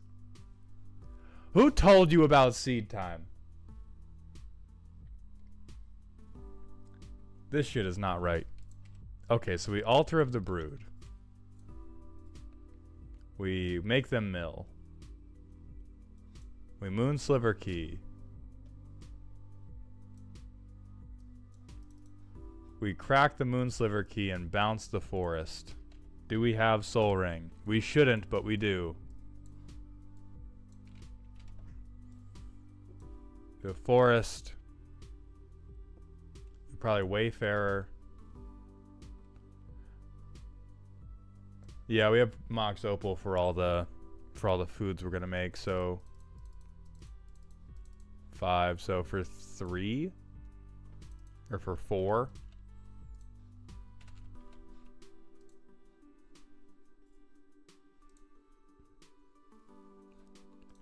So now we have 4 food tokens. Mox Opal's turned on. All we have to mess with is the Millennium Calendar.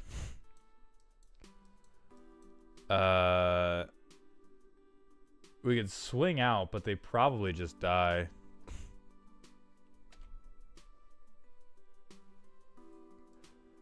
So we can Krark, swing if they go for it. Okay. I'm seeing what you're cooking, and I do not want to come to this barbecue. My only...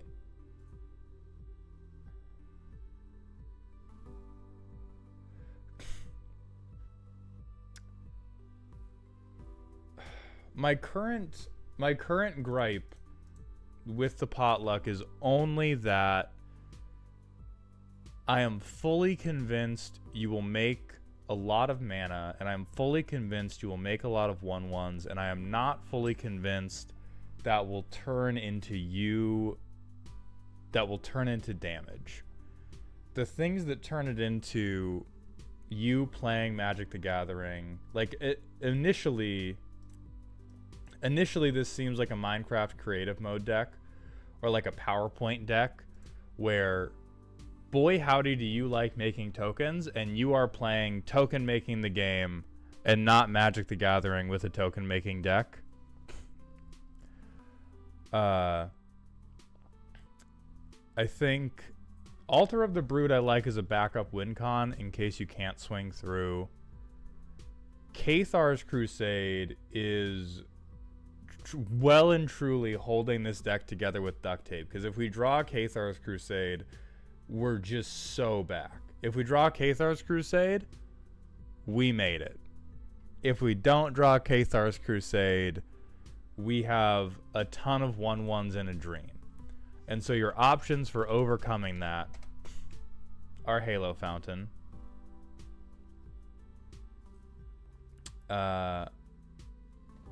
Do they have a way of removing Farmer Cotton themselves? Yes, they have tons. That's actually one of the things the deck does relatively well.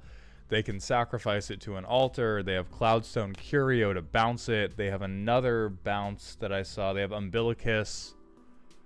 I mean, if nothing else, they just hold it as a chump blocker, and like, who's gonna swing into it? But I think So rather than Soul's Attendant, I don't think you need to gain life. I definitely think you need to draw cards. So I like Mentor of the Meek.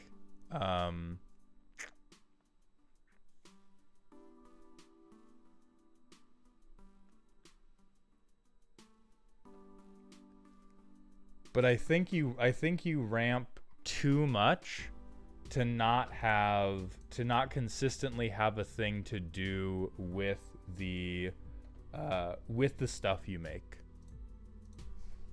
Would Guide of Souls work better?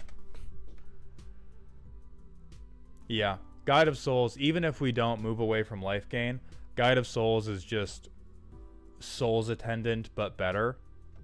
You're making foods. You don't need to be defensive with your life gain based off creatures ETB. You can be defensive with your life by eating all the goddamn food you make. Like, we're gonna go to the boys at EDH Rec just for some inspiration on how we get the job done. Because right now we're getting the job done with Altar of the Brood.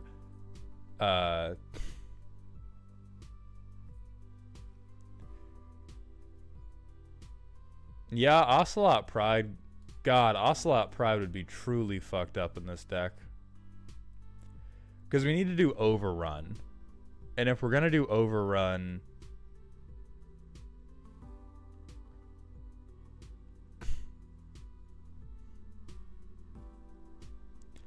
Rosy Cotton would be some fucked up math, but this would also work for it.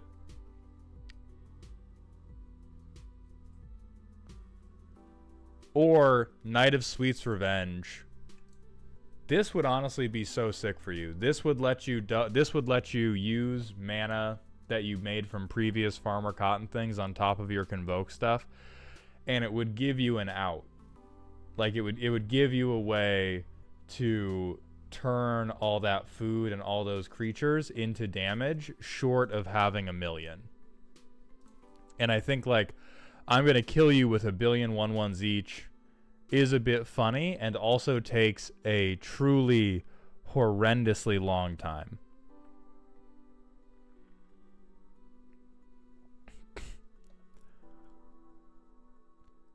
I also cannot think of a reason not to have Feasting Hobbit when you're making all this food. Champion of Lambholt would go very hard for you.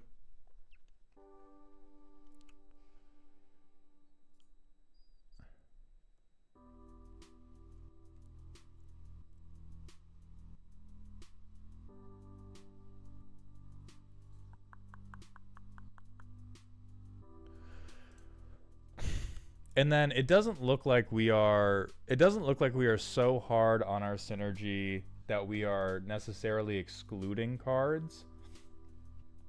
But if you're hoping to draw into something like Coat of Arms, are you also open? Oh, you think Feasting Hobbit's already in the deck? Oh yeah, that man's in there. So good job on that. Are you not also open to drawing into something like Craterhoof Behemoth? Because the situation this deck looks like it gets itself into is situations where the game is pretty far gone. Everybody is just looking for a board wipe, because if they don't get a board wipe, they can't deal with you.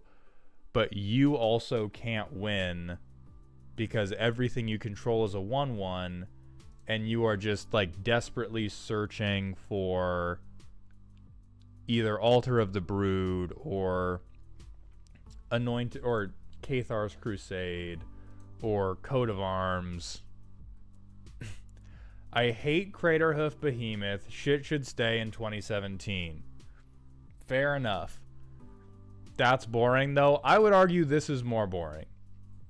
Because you can say like, oh, it's boring to just win with Craterhoof Behemoth. Do you want to know what's more boring? Watching the guy with 30 1/1s skull clamp them one at a time to find their two very specific win cons.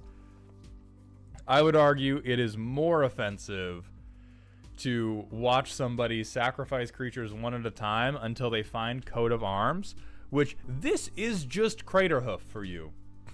This is Craterhoof on a 5 mana artifact, but it's permanent. So if we want to talk about hating Craterhoof, I think we're talking about trauma responses rather than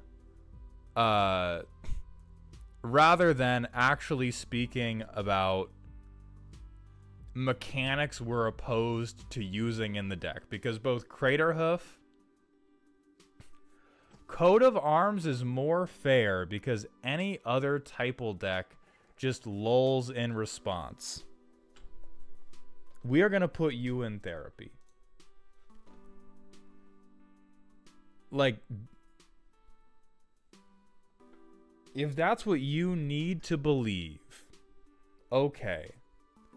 But from the perspective of, I don't want to win with boring win conditions, Coat of Arms and Craterhoof both say, I win the game because I have X number of creatures. I may have explained why Coat of Arms is better for you than Craterhoof. That's not an explanation for why you don't need more than one of these effects in the deck, because your deck does not have good enough card draw. Your deck can draw cards, but if you are left without your Skull Clamp or left without Mentor of the Meek or Peregrine Took, you are just fucking ramp passing and sitting inside a 1/1 Pillow Fort Empire as you hope to draw Coat of Arms. Endray's Forerunner is also a good point. Also, there's no way we're bringing up I need it to be cheaper in the deck whose primary game plan is make $2 million. We cannot be talking about I need the cheaper version of the effect is more reasonable for me when 98 of the 99 cards are dedicated to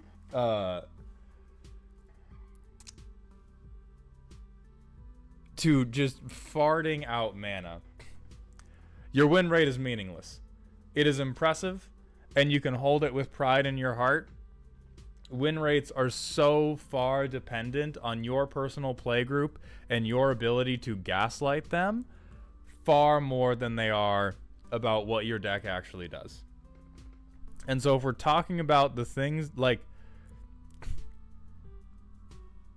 I'm focusing on the areas for potential improvement. And the area for potential improvement that is clear is you have 2 cards that say win the game. I need the cards to be cheap to put more money into the farmer. Consider if you cast Farmer Cotton for 6 mana, and then on your next turn play Craterhoof Behemoth, you just win. Like, that's it. Like, it doesn't all have to be an infinite combo that goes down on one turn. But to me, what this looks like is Pillow Fort Syndrome. It looks extremely hard to kill you because you certainly make just a metric fuck ton of money. Right, but the best thing we can do right now, it's turn 3, the best or the most active thing we can do if we don't want to play Farmer Cotton is play these out. Then the next best thing we can do is probably Skull Clamp this because it's not doing anything for us. And now we've hit our amazing card draw card, so this is going to solve the game for us. We Rite of Harmony. Actually, it's probably not, because we have not shit quite enough mana. And so turn 5, we still can't be very active unless we want to cast Farmer Cotton for 3. Turn 6,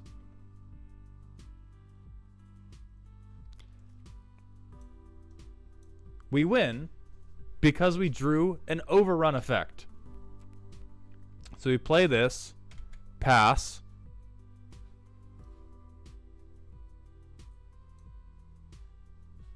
play this for, let's see, 4.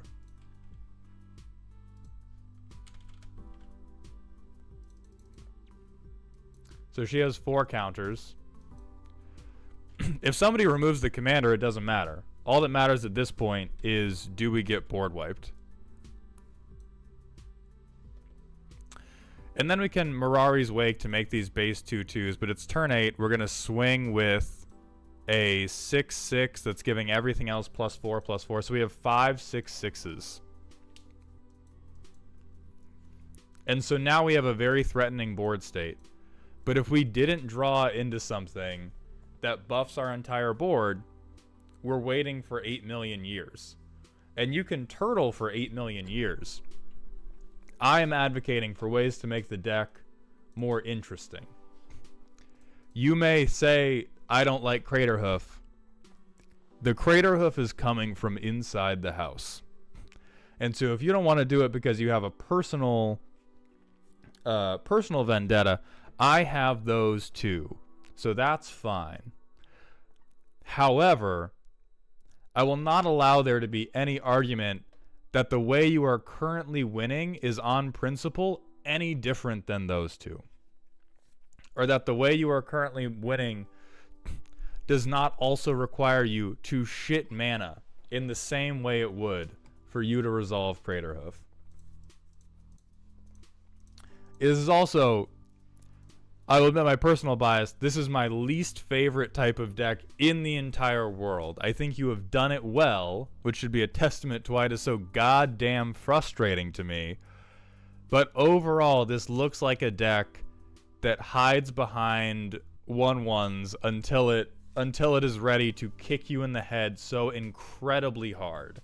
And so out of respect to everybody else, I am advocating for slightly faster kicking. Because the Craterhoof is in here. The Craterhoof is in your heart. You just have it anagrammed rather than spelled out exactly. And if you still say, oh, that's too expensive, then just use like Guide of Souls, just use Champion of Lambholt, all the same things of, like Champion of Lambholt is just other Delny.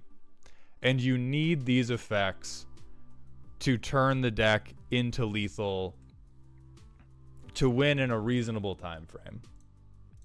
And with that, we are going to close for the night. And I will see you all Friday. Good night. I hope you're having a good week. And remember to